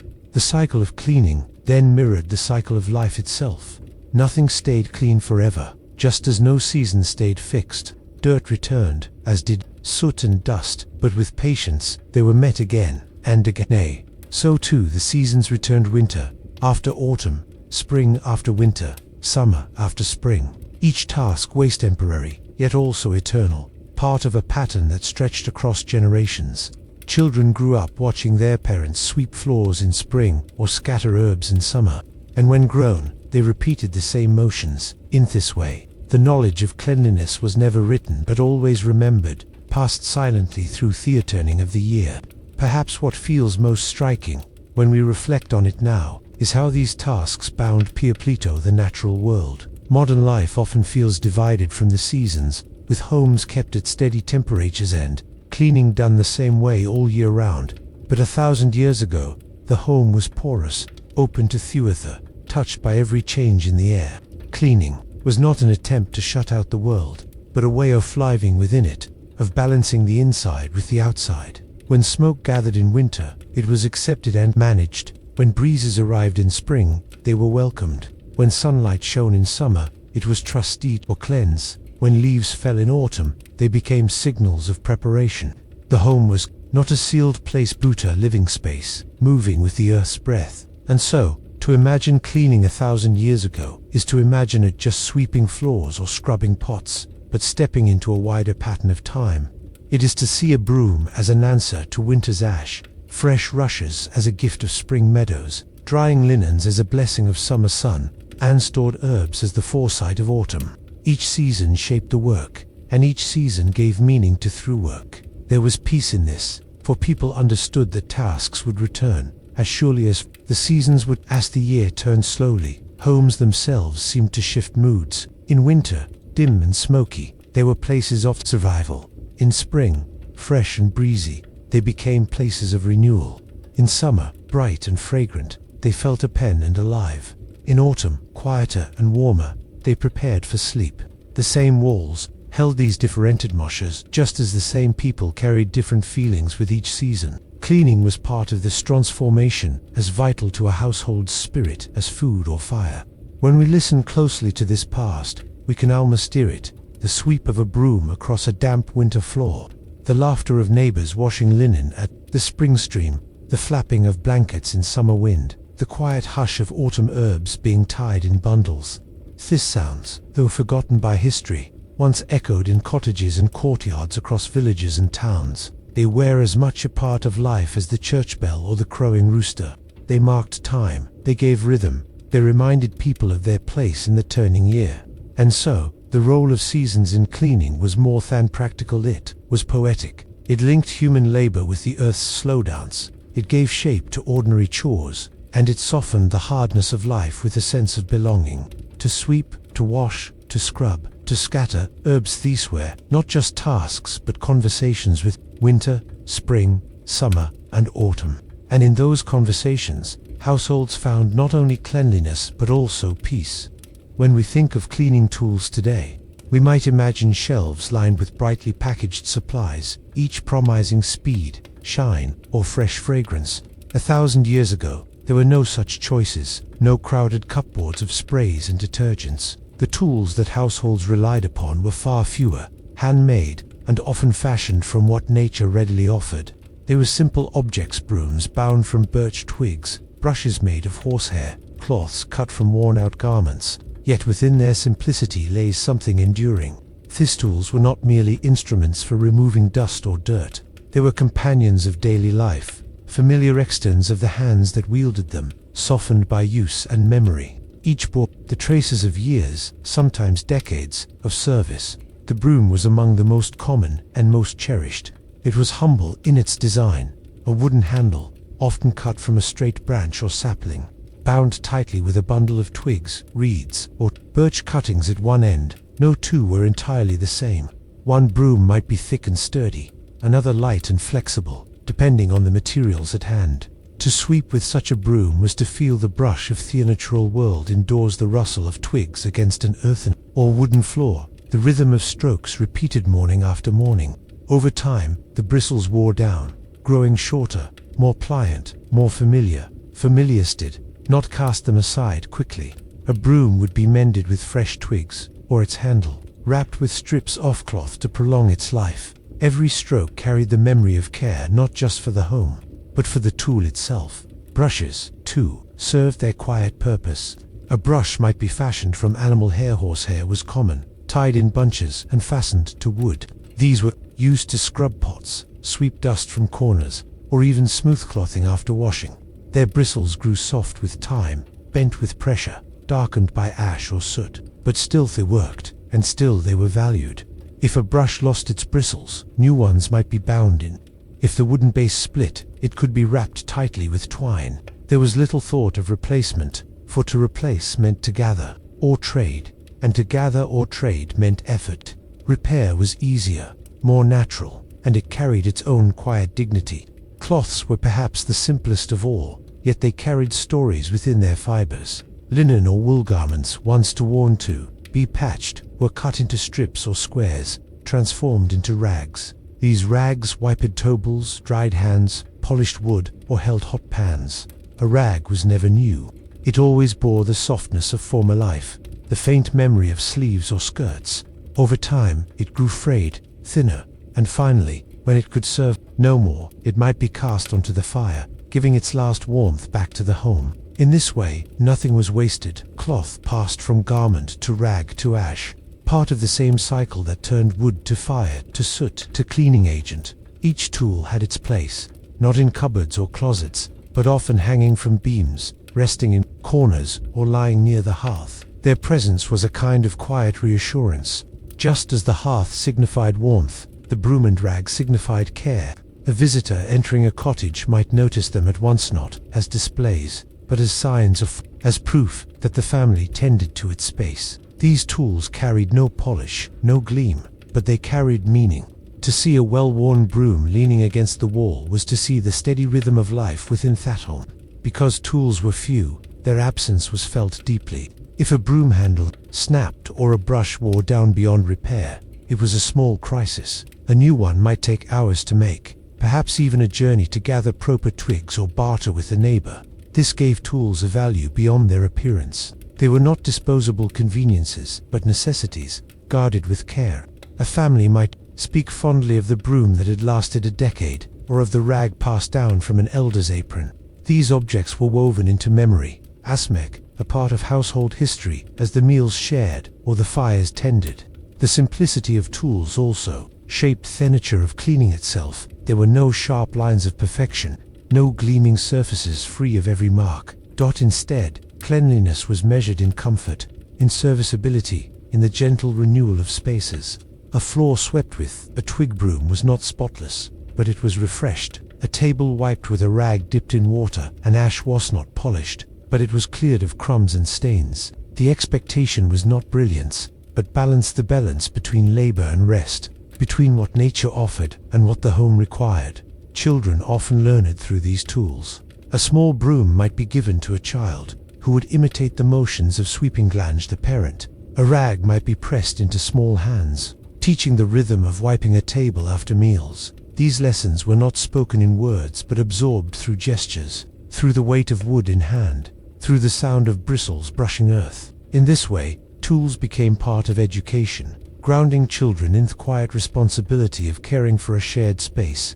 There was also a certain intimacy in using these implements. Modern tools, mass-produced and uniform, carry little of this closeness, but in the past, each broom carried the touch of the one who bound it, each brush the arrangement of hair chosen by hand, each rag the shape of a yon's beloved garment. To hold them was to hold a piece of one's own labor, or the labor of kin. When sweeping, one might recall the day the broom was made. When scrubbing with a brush, one might remember the animal that had once pulled a cart or grazed a nearby field. Memory and material mingled, softening the edges of even the most ordinary tasks. Season after season, these tools endured. In winter, the broom scattered snow at thresholds, shaking it from boots. In spring, it swept out stale rushes and welcomed fresh herbs. In summer, cloth streed quickly in the sun, carrying warmth back. Indoors, in autumn, brushes cleaned harvest baskets, freeing them of dirt and chaff. Through every turn of the year, the tools were there, steady, uncomplaining, simply waiting for the next call. Their simplicity matched the cycles of life itself, enduring, wearing, renewing, and eventually attuning to the earth. It is easy to overlook such tools, to think of them as background to history. Chronicles tell of kings, of battles, of great feasts, but they rarely mention brooms or rags. Yet without them, daily life could not have flowed. Without the broom, floors would have grown unmanageable. Without the rag, tables would have remained sticky and unfit for meals. Without brushes, soot would have gathered, and pots would have lost their root. These objects, plain as they were, held together the invisible fabric of living. The philosophy of repair, so natural then, speaks softly to us now. In an age where many things are thrown away at the first sign of wear, it issued to imagine that patience once given to a single tool. But 1,000 years ago, patience was necessity. To mend a broom was not only frugality, was respect for the effort of making, for the tree that had offered its branch, for the twigs gathered in fields, for the horse that had grown the hair used in a brush. Repair was gratitude as much as thrift. Each patch, each binding, each reuse was a small acknowledgement that nothing came without cost. And so, the cleaning tools of simplicity were not merely objects of use, they were threads that tied together people, animals, plants, and seasons. They stood as reminders that life was supported by small, repeated acts. They carried the memory of hands, the patience of labor, the care of generations. To sweep with Atwig broom was to take part in a rhythm far older than oneself. To wipe a table with a linen rag was to join in the continuity of care that stretched back through parents and grandparents. In the stillness of night, when the broom rested against the wall and the rag hung drying by the hearth, these tools seemed almost like quiet guardians. They waited in silence, ready to serve again at dawn. They asked for little and gave much. And though no one sang of them, their work echoed softly in every clean corner, in every meal laid upon a cleared table, in every hearth made tidy at day's end.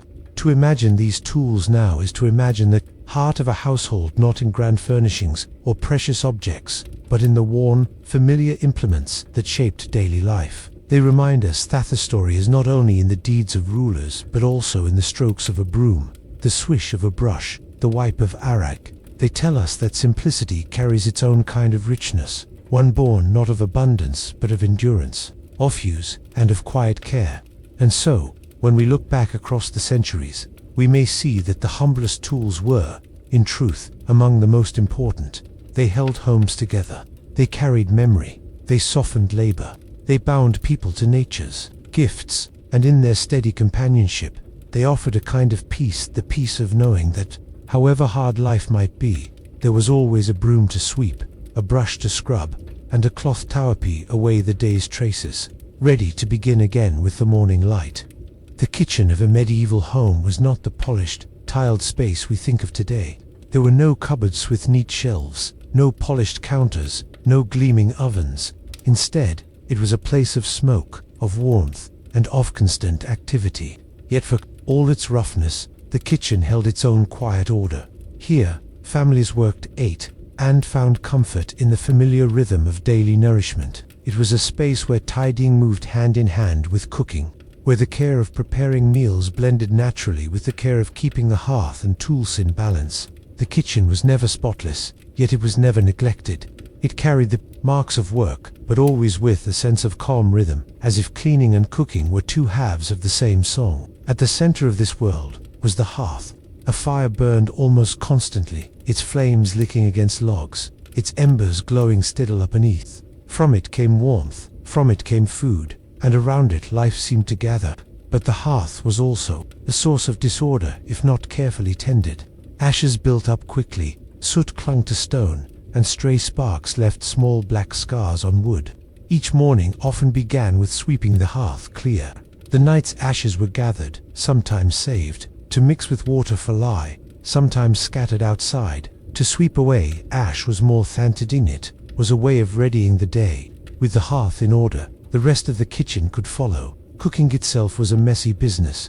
Breadcrumbs fell, grease splattered, and vegetable peelings gathered in corners, yet each stage of preparation carried with it a moment of clearing. When knives were used to slice, they were wiped upon cloths or moss to keep them sharp and free of residue. When bowls were emptied, they were scraped with spoons to leave little waste. Waste itself was rarely left to linger. Scraps of vegetable matter might be tossed to animals waiting outside, while bones and fat could be set aside for future use. Nothing was thought or sliddy-starred, and so even the act of clearing scraps became part of the kitchen's order. The tools of the kitchen, though few, demanded constant care. Wooden spoons, rough-hewn but durable, were wiped after use and left tawdry near the fire, where smoke helped preserve them from rot. Knives, often one of the most valuable household passiers, were cleaned with care. their edges sharpened with stones, their blades oiled if rust threatened. Pots and pans bore the blackened marks of countless meals, but their interiors were scrubbed with sand, ash, or rushy suntal, clean enough to serve again. The clinking of iron against stone, the brushing of cloth against wood, the scraping of spoons against bowls, these sounds wove quietly into the larger music of the kitchen. Even in its busyness, the kitchen carried a rhythm. There was the crackle of firewood, the bubbling of pots, the scraping off knives, the soft sweeping of rushes. Each task made its sound, but none was harsh or jarring. Together, they created a background hum of daily life, steady and soothing. To sit in such a kitchen was to feel part of a pattern that had repeated for generations. Cooking, eating, cleaning, resting, and then beginning again. The order was not enforced by rules or schedules, but by necessity and habit. A clean knife was needed for the next cut, a swept hearth for the next fire, a cleared table for the next meal. Because kitchens were often smoky, air itself became part of the cleaning process. Shutters were opened to let in light and breeze, carrying away the haze of smoke. Sunlight filtered across bowls and cloths, warming them, drying them, and reminding the household of the wider world beyond the kitchen walls. Fresh air was as important as any tool, and families used it instinctively. A smoky kitchen left uncleared would feel oppressive, but with a rush of air and a sweep of light, there was also an emotional order to the kitchen. It was a place of gathering, not just of labor. Familiar sound neighbors sat together on benches, talking as they prepared meals, cleaning as they went. Tidying was woven into conversation, into laughter, into shared silence. When bowls were wiped and knives laid neatly aside, it was not simply to prevent clutter, it was to create a sense of calm, of readiness, of respect for the space where food was prepared. The order of the kitchen reflected the order of the household. Itself a tidy hearth suggested care, a swept floor suggested balance. These were small gestures, but they spoke of larger values: attentiveness, patience, gratitude. Children often found themselves learning these patterns at their mother's or grandmother's. A child might be given a rag to wipe a wooden bowl, or a small broom to sweep beneath the table. These were not burdens but lessons, quiet introductions to the flow of domestic life. In learning to tidy, they were also learning to belong, to take part in the household rhythm. The tools they touched were simple, but the meaning behind them was profound. That nourishment and cleanliness, food and care, were bound together. The kitchen also mirrored the passing of the seasons. In winter, the fire burned hot and long, and ashes needed clearing often.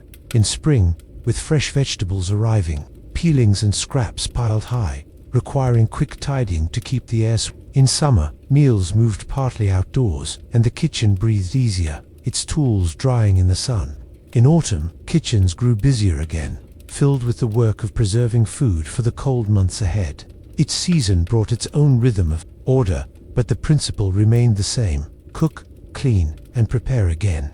For all its simplicity, the kitchen was a place of resilience. Families might have little in the way of wealth, but with accurate hearth, a wiped table, and a few well-kept tools, they held dignity. The order of the kitchen was never about perfection. It was about making a space where nourishment could flow, where family could gather without distraction, where life could continue steadily despite hardship. Even on the hardest days, when food was scarcer, labor heavy, the act of tidying the kitchen brought a measure of calm, as if to say, here, at least, there is order.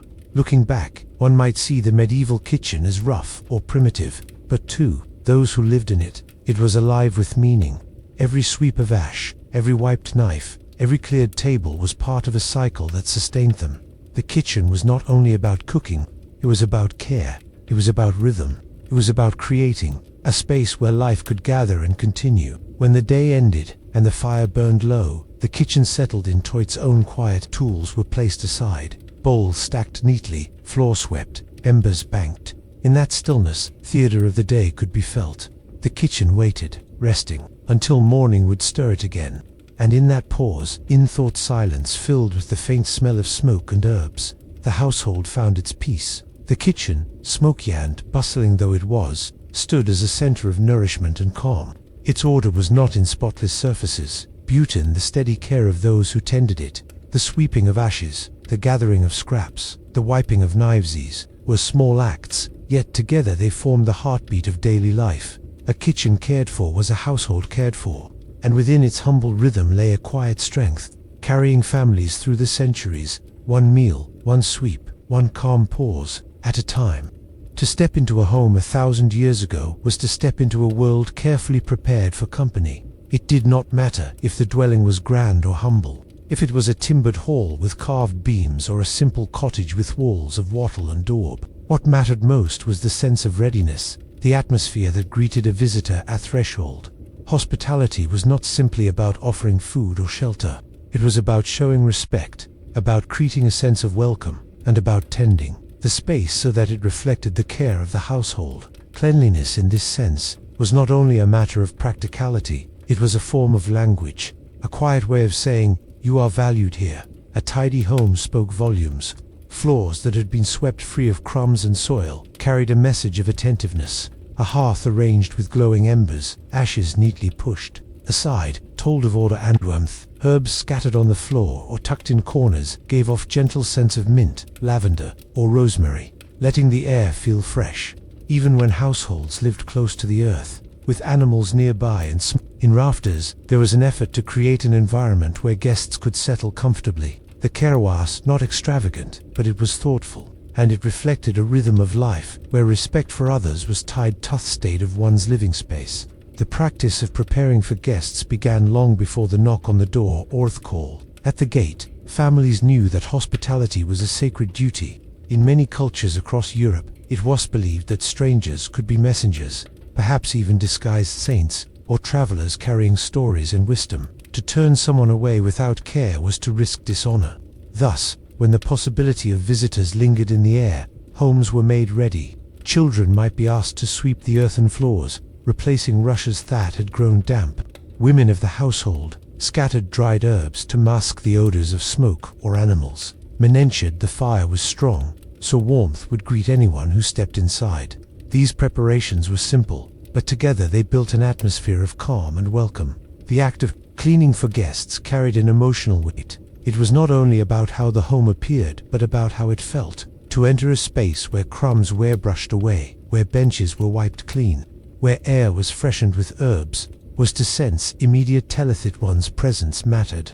Hospitality was not loud or boastful, it was gentle, understated, and deeply human. The smallest gestures, like offering a freshly wiped cup or spreading clean cloth upon a table, held meaning far beyond their practicality. They were gestures of care, affirming bonds between neighbors, travelers, and kin. In many villages, the preparation for hospitality extended outdoors. Paths leading to the doorway might be swept clear of mud.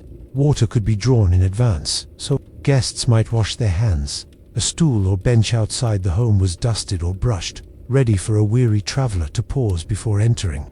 These details may seem small, but they mattered in a time when journeys were long and comfort was scarce. To arrive at such a home was to find not only shelter but dignity, a place where the work of tidying expressed the household's rest for human presence itself.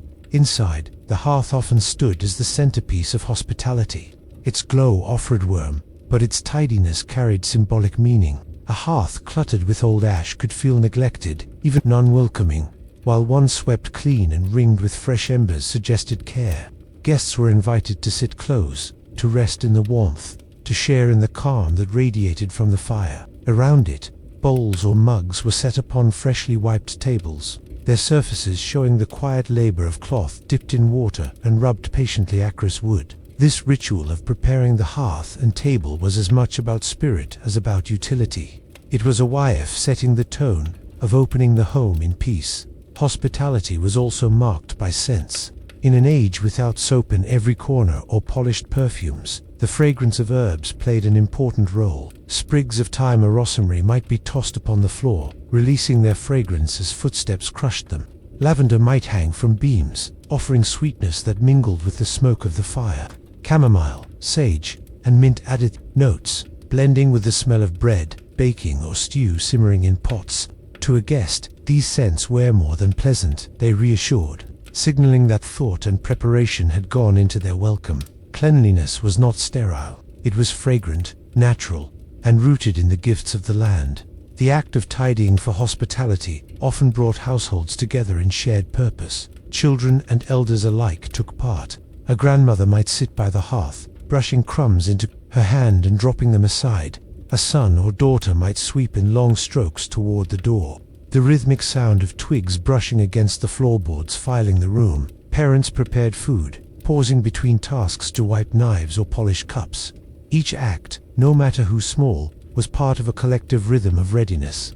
And in this rhythm, the sense of family and community deepened. For the host's hospitality was not only duty but honor. A well-kept home, ready to receive others, reflected upon the family's character.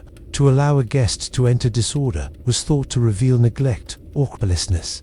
To welcome them into a swept, refreshed, and fragrant home was to show respect and pride. This did not mean perfection. No one expected a cottage floor to gleam or smoke to vanish completely from rafters. Rather, what was valued was the visible effort, the swept floor, the clean cloth, the carefully tended fire. At Weisforth it spoke of mindfulness, of treating guests as important and worthy of care. Hospitality rituals also reflected the seasons. In winter, when nights were long and snow pressed against doorways, to be invited into a clean, warm home was a blessing beyond measure. The tidying of floors, the layering of fresh rushes, the glow of firelight all created a sanctuary against the cold. In spring, doors were opened wide, shutters thrown back, and the smell of herbs and fresh air mingled to renew the home for visitors. In summer, gatherings often spilled into courtyards or gardens, where swept spaces and clean benches extended hospitality into the open air. Autumn, with its harvests, brought kitchens full of food, and tables were wiped again and again as meals were shared with neighbors or travelers. Each season brought its own rhythm of preparation, yet the thread of respect and care remained constant. Travelers in particular depended upon such gestures. Roads were long, often rough, and inns were scarce. To be welcomed into a private home meant safety, food, and rest. The tidiness of a space, the freshness of its air, and the order of its hearth reassured a guest that they were valued, that they could let down their guard. For those who had walked for miles, the simple act of being given a clean stool, a cup, rinsed in water, and a place by the fire carried more comfort than words could express. Cleanliness here was not luxury, it was kindness, a tangible expression of hospitality's warmth. Within communities, hospitality also reinforced spans. When neighbors visited one another, they noticed the small signs of care. A swept threshold, a fragrant rush of herbs, a carefully arranged tablecloth. These gestures signaled friendship and respect. They were not performed for show, but for the quiet affirmation of shared values. One household's tidiness reassured another of their reliability, their trustworthiness, their sense of belonging. Cleanliness in this way was a thread woven in fabric of community itself, strengthening ties and sustaining peace. The rituals of hospitality also carried a spiritual undertone. In many traditions, cleanliness and welcome were tied to moral or religious beliefs. To open one's home with order and warmth was to honor not only the guest, but the divine. The act of sweeping a floor, of scattering herbs, of refreshing a hearth could be seen as gestures of reverence, preparing a space that might, in its humility, serve as a place of blessing. Thus, tidying was not only physical labor but spiritual practice, a way of fallioning the household with values of respect, generosity, and peace. When evening fell and guests prepared to depart, the sense of order lingered. The floor might be swept again, crumbs and rushes gathered up, herbs anew to refresh the air. This cycle repeated, day after day, visit after visit, until it became less of a task and more of a rhythm. Cleanliness and hospitality, woven together, shaped the life of the home. They were not grand acts, but small, steady ones. Yet in their simplicity, they carried profound meaning. They reminded all haunted that care was given, that welcome was offered, that respect was alive in the household. Looking back now, we can see that the rituals of hospitality 1,000 years ago were as much about spirit as about space. Attidy home was not only cleaner, it was warmer, more open, more human. Guests felt it in the sweep of a floor, in the scent of herbs, in the glow of a carefully tended fire. These were gestures without words, yet they spoke with clarity. They said, "You are safe here, you are welcome, you matter." And for both host and guest, that message carried a strength that endures across centuries. As the sun lowered itself toward the horizon, the rhythm of medieval life shifted from labor in fields or workshops to the quiet tasks that prepared the household for rest. The day, full of noise and motion, softened into stillness. Evening was not only a time for eating and talking, it was a time to bring order once again to the home. In this dimming light, cleaning was not rushed or forceful. It was steady, deliberate, and almost ceremonial. The stove sweeping, banking fires, and wiping tables became small rituals of peace. Each movement marked the passing of the day, closing its labors with gentle care. Imagine a small cottage where smoke drifts lazily through thatch and a faint breeze carries the scent of damp earth. Inside, the family gathers in the main room. A wooden table still bears the marks of the evening meal, crumbs of bread, the faint ring of spilled ale, a streak of foil where stew once rested in a bowl. The work of cleaning begins quietly. A cloth, rough but reliable, is dipped in water and drawn slowly across the surface. The crumbs are brushed into a hand, then tossed toward the hearth for animals, or simply set aside. The simple act of wiping the table signals that the meal is over, that conversation is ended, and that rest approaches. The hearth itself becomes the focus of much of the evening's tidying. Fires were rarely left blazing overnight, for sparks could leap unexpectedly, and wood was precious. Instead, families banked the fire, pulling hot embers together and covering them with ash so they might smolder until morning. This task required a calm hand, a sense of care that mirrored the closing of the day itself. Ashes scattered too carelessly would extinguish the fire entirely, leaving the morning cold.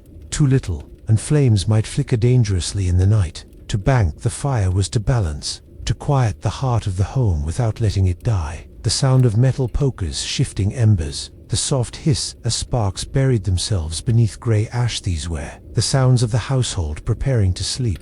Floors, too, were tended before night fell. Whether packed earth or scattered with rushes, they gathered the day's dust, fragments of food, and traces of dirt carried in from fields and paths. Sweeping was not a loud affair but a steady brushing, the bristles of twig brooms whispering the floor. Children sometimes helped, learning the rhythm of strokes, watching as their parents moved brewers gently toward the door. In homes with rushes, old reeds that had grown damp or dirty during the day might be gathered and replaced with fresh, fragrant bundles. The scent of mint, lavender, or rosemary, reliscidinto. The air was soothing, a signal to the senses that the home was ready for rest. Shutters, too, played their part in evening tidying. Windows were not made of glass in many homes, but of wood or oiled cloth. As darkness deepened, shutters were closed firmly to guard against chill winds and wandering animals. The act of closing them carried symbolic weight. It shut out the dangers and discomforts of the night, keeping the family enclosed in a space of warmth and care. The creak of hinges, the thud of wood settling into place, the securing of latches all were part of the soundscape of evening preparation. Once closed, the house felt sealed, cocooned against the outside world. Candles or rushlights flickered in corners, casting soft, uneven light across walls and beams. This light was not harsh but gentle, accentuating the quiet movements of tidying. A bowl rinsed and set upside down to dry caught the glow. A broom leaned against the wall, cast a long shadow. Families moved slowly in thistle light, their voices hushed, their actions unhurried. Evening tidying was never a race but a winding down, a drawing together of loose ends. Just as the sun disappeared gradually, so too did the work of the day fade in stages until all was settled. There was also a psychological comfort in these rituals. To tidy at night was to create peace not only in the home but in the mind. A swept floor reassured against pests. A banked fire promised warmth for the morning. A wiped table meant a clean surface to begin anew. These gestures, small though they were, offered security. They told the family that all was in its place, that they could lay their heads upon straw beds without worry. It was a rhythm that calmed both the body and the spirit, turning the home itself into a cradle for dreams. In larger households, where servants moved quietly through kitchens and halls, evening tidying carried an almost musical rhythm. One swept the floor, another stacked wooden trenches, and cleared ashes. The echo of footsteps, the rustle of cliffs, the quiet thud of wood against wood created a general background hum. Masters and mistresses might already sit in chambers, yet the household's order was persevered. These quiet tasks, Even in places of relative wealth, the principle remained the same. Cleanliness was a form of readiness, a way of honoring the day by leaving nothing untended. Evening tidying was shaped by the seasons. In winter, the closing of shutters and banking of fires was urgent, for cold pressed against walls and frost crept into corners. In summer, doors might remain ajar longer, air drifting in as families lingered. By Vectorth, spring brought the scent of fresh herbs scattered across floors, while autumn meant gathering in the last bundles of rushes for use throughout the darker months. Each season gave the evening rituals its own character, but the rhythm of preparing the home for sleep remained constant. For children, the quiet order of evening cleaning became a kind of lullaby.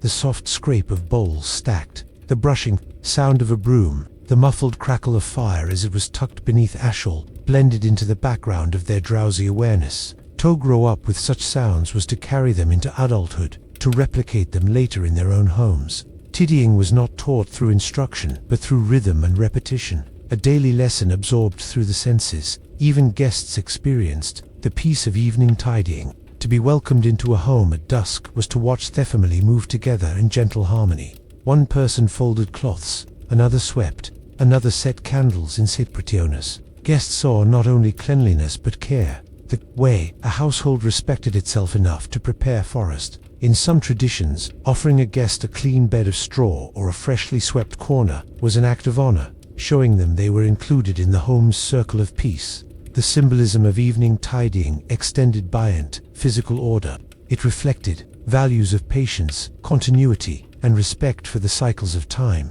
Just as fields were tended and animals cared for, so too was the home. To sweep at dusk was to acknowledge that the day had left its traces, but that none would remain to trouble the night.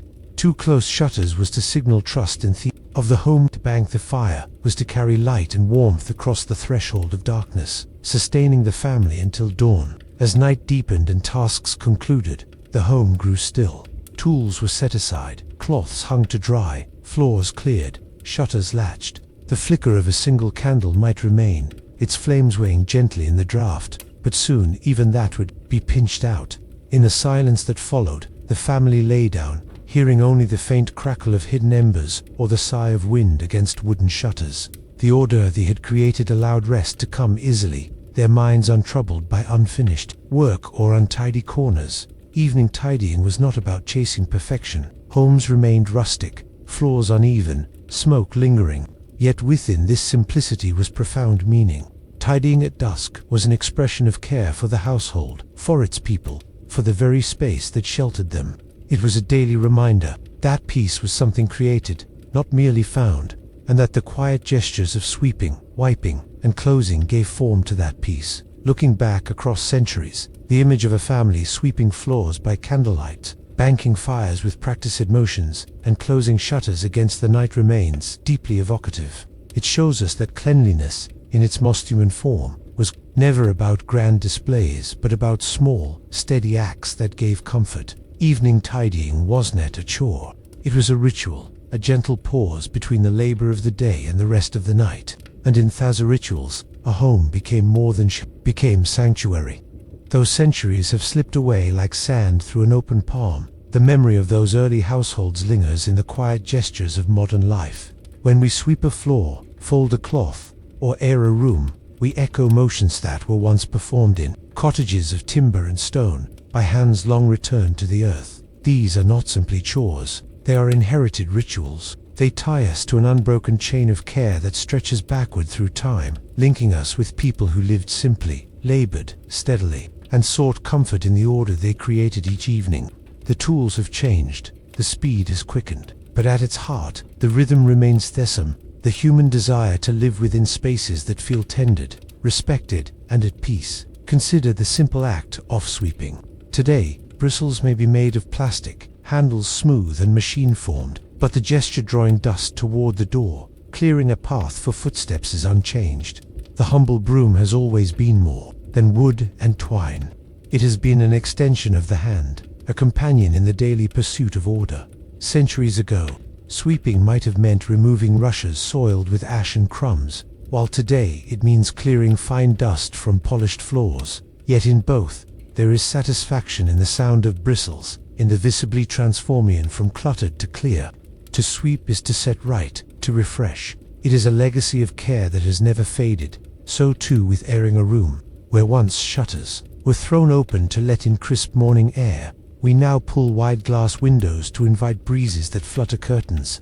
The principle is the same, the knowledge that airiness, that freshness cleanses not only walls, but the spirit of those who dwell within them. Medieval households relied upon intuition. They felt the weight of smoke lingering in beams and knew the value of a wind sweeping through.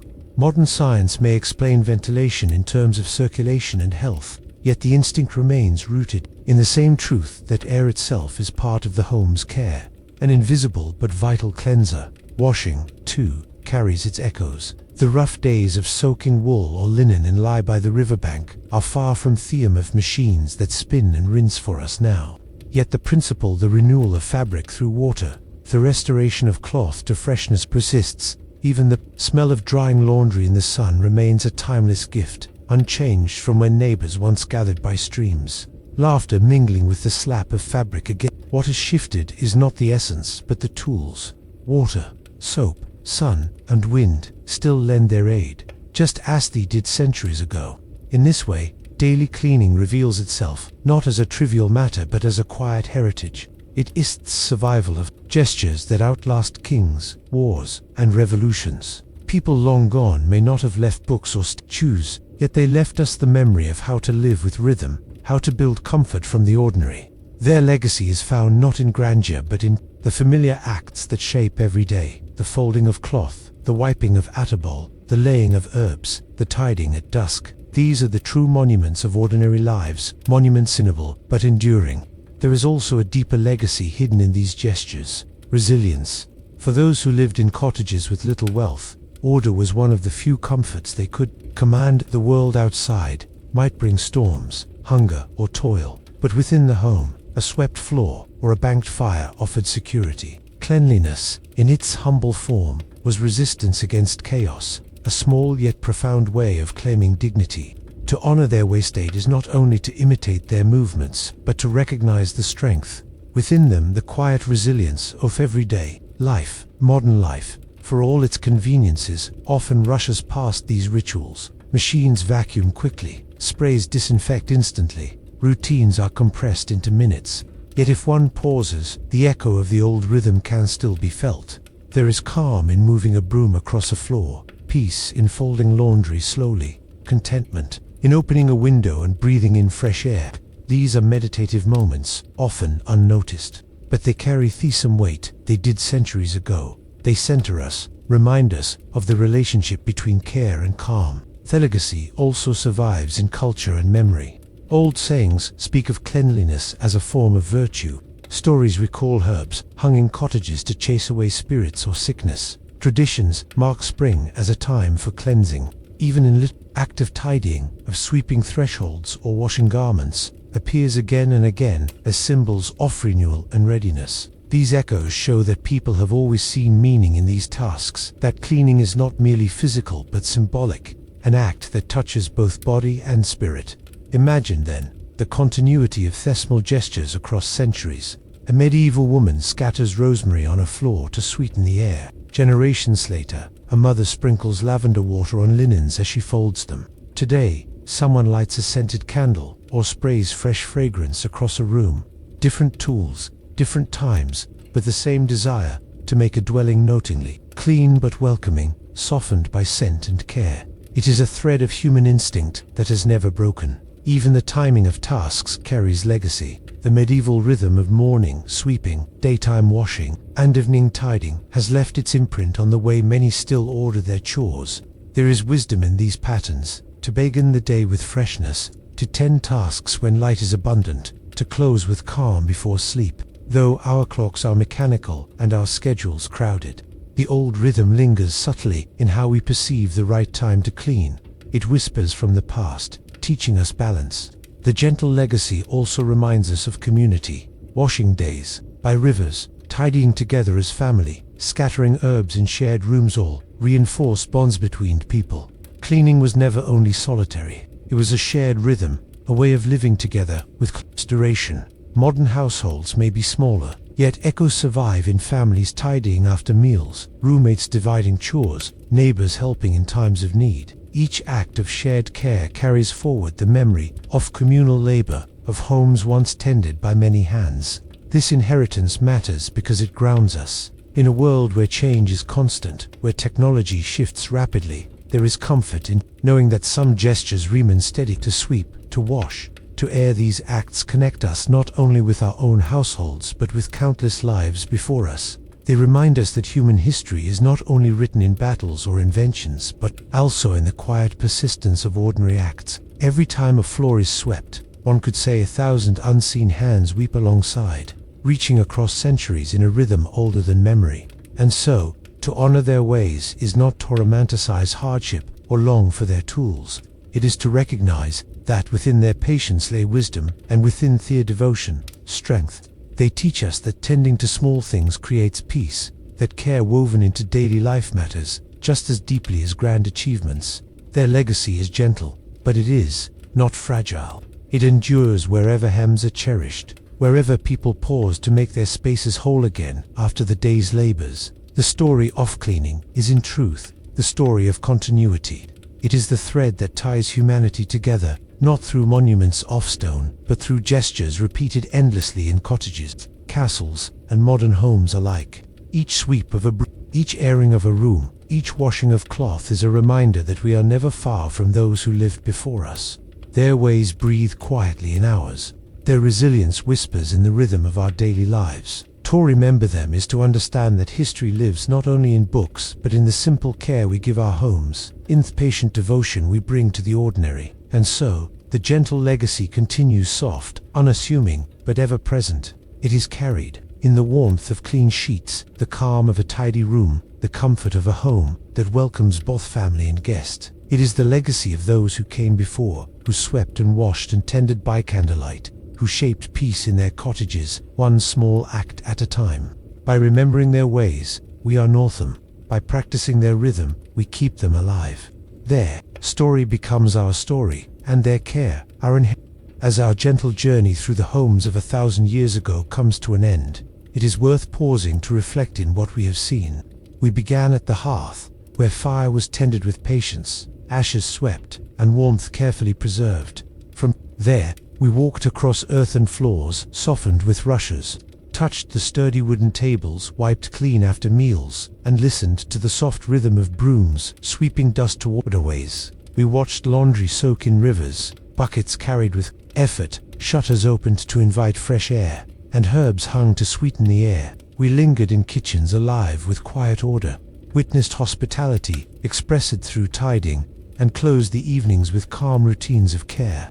Finally, we stood in the space of memory, considering how these acts survive in our own hands. Each chapter, though simple in detail, revealed the profound truth that everyday life is history, and within it lies a timeless rhythm of resilience and care. What makes this story calming is not its drama. There are no battles or kings here, but its ordinariness. The history of cleaning is the history of people seeking harmony within their daily lives. It shows us that the desire for peace and comfort is not new. It has always existed. 1,000 years ago, families brushed crumbs from tables, opened shutters to the morning air, and folded cloth with steady hands. Today, we do much the same, only with new tools, new rooms, and new rhythms. In this way, we are never far from the past. Each ordinary gesture, sweeping, washing, tidying, becomes a bridge across centuries. There is something deeply human in this. The hearth, for example, was once the heart of every home, and though our stoves and heaters look different, the instinct to gather warmth remains. Floors of rushes have given way to carpets and tiles, yet we still refresh our spaces, changing and renewing to keep them comfortable. Wooden tables have become polished surfaces, yet crumbs and stains are still wiped away after meals, often with the same quiet conversations that once accompanied the act. Brooms of birch and twigs have become vacuum cleaners, yet the rhythm of cleaning, a movement that transforms chaos into calm, remains recognizable. This continuity teaches us that history is not distant. It lives in gestures so familiar we hardly notice them. Each time we open a window to let in a breeze, we echo countless hands that once threw open wooden shutters. Each time we carry laundry into the sunlight, work alongside women who knelt by rivers, rinsing cloth in cool water. Each time we scatter scent in our homes, whether herbs, candles, or sprays, we share the same desire as those who once hung rosemary and lavender beams. What has endured is not only the act itself, but the meaning behind it, the wish to turn a house into a sanctuary. The emotional thread is also clear. Cleaning was never only about dirt. It was about respect for Nestle, for family, for guests. A tidy floor was a form of welcome. A freshened room was a gift to the spirit.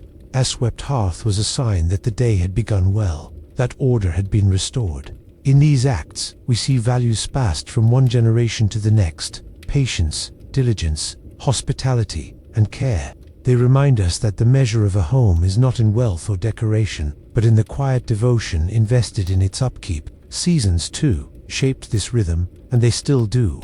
Spring cleaning remains a tradition today, echoing the great sweepings and renewals of centuries past. Summer still feels like a time to wash and air, autumn to prepare for colder months, and winter to huddle indoors, keeping warmth in and dust at bay. These patterns are not merely habits. They are ancient wisdom, born of living in tune with the Earth's cycles. In recognizing them, we recognize that our own routines are part of a story much older than we realize. What makes this legacy particularly gentle is its humility. Unlike grand monuments, these acts were never meant to be remembered. No chronicler recorded the names after those who swept floors or scrubbed pots. And yet, in their persistence, these small acts have shaped human life. Much as any crown or battle, they have carried families through seasons, created comfort in hardship, and provided a sense of stability in uncertain times. By honoring them now, we restore dignity to lives often overlooked in the telling of history. In truth, cleaning has always been both practical and poetic. Practical because it maintained health, order, and function. Poetic because it represented renewal, care, and the pursuit of harmony. To scatter herbs on a floor was not only to mask a scent, but to create an atmosphere of calm. To wash clothes was not only to remove stains, but to restore dignity and freshness. To sweep at dusk was not only torn with dust, but to mark the closing of a day, preparing the mind for rest. These layers of meaning remind us that ordinary gestures can hold extraordinary depth. As we close, imagine again the village of 1,000 years ago. A small cottage rests by a stream. Smoke curls gently from its roof. Shutters creak open to the morning, and a broom leans against the doorway. Inside, a family stirs, tending to hearth and floor, wiping tables, Their voices are low, their motions steady. There is no rush, no urgency on Lee rhythm. Now imagine your own home today. Perhaps the tools differ, the rooms are brighter, the sounds of machines replace the sweep-off twigs. Yet the essence is the same. You, too, begin the day by setting things in order, by creating space for peace. In this way, you share in their story, and they share in yours. The gentle legacy of cleaning endures, not in museums, but in homes. It endures in every moment. We pause to tend, to restore, to refresh. It whispers to us that care is timeless, that resilience can be built from small acts, and that history is not only grand events, but also the steady devotion of ordinary people. As we lay this journey to rest, let us carry with us the reminder that the quiet resilience of everyday life is as worthy of honor as any king, castle, or crown. For in the end, it is not grandeur that sustains us, but the peace we create in the spaces we call home.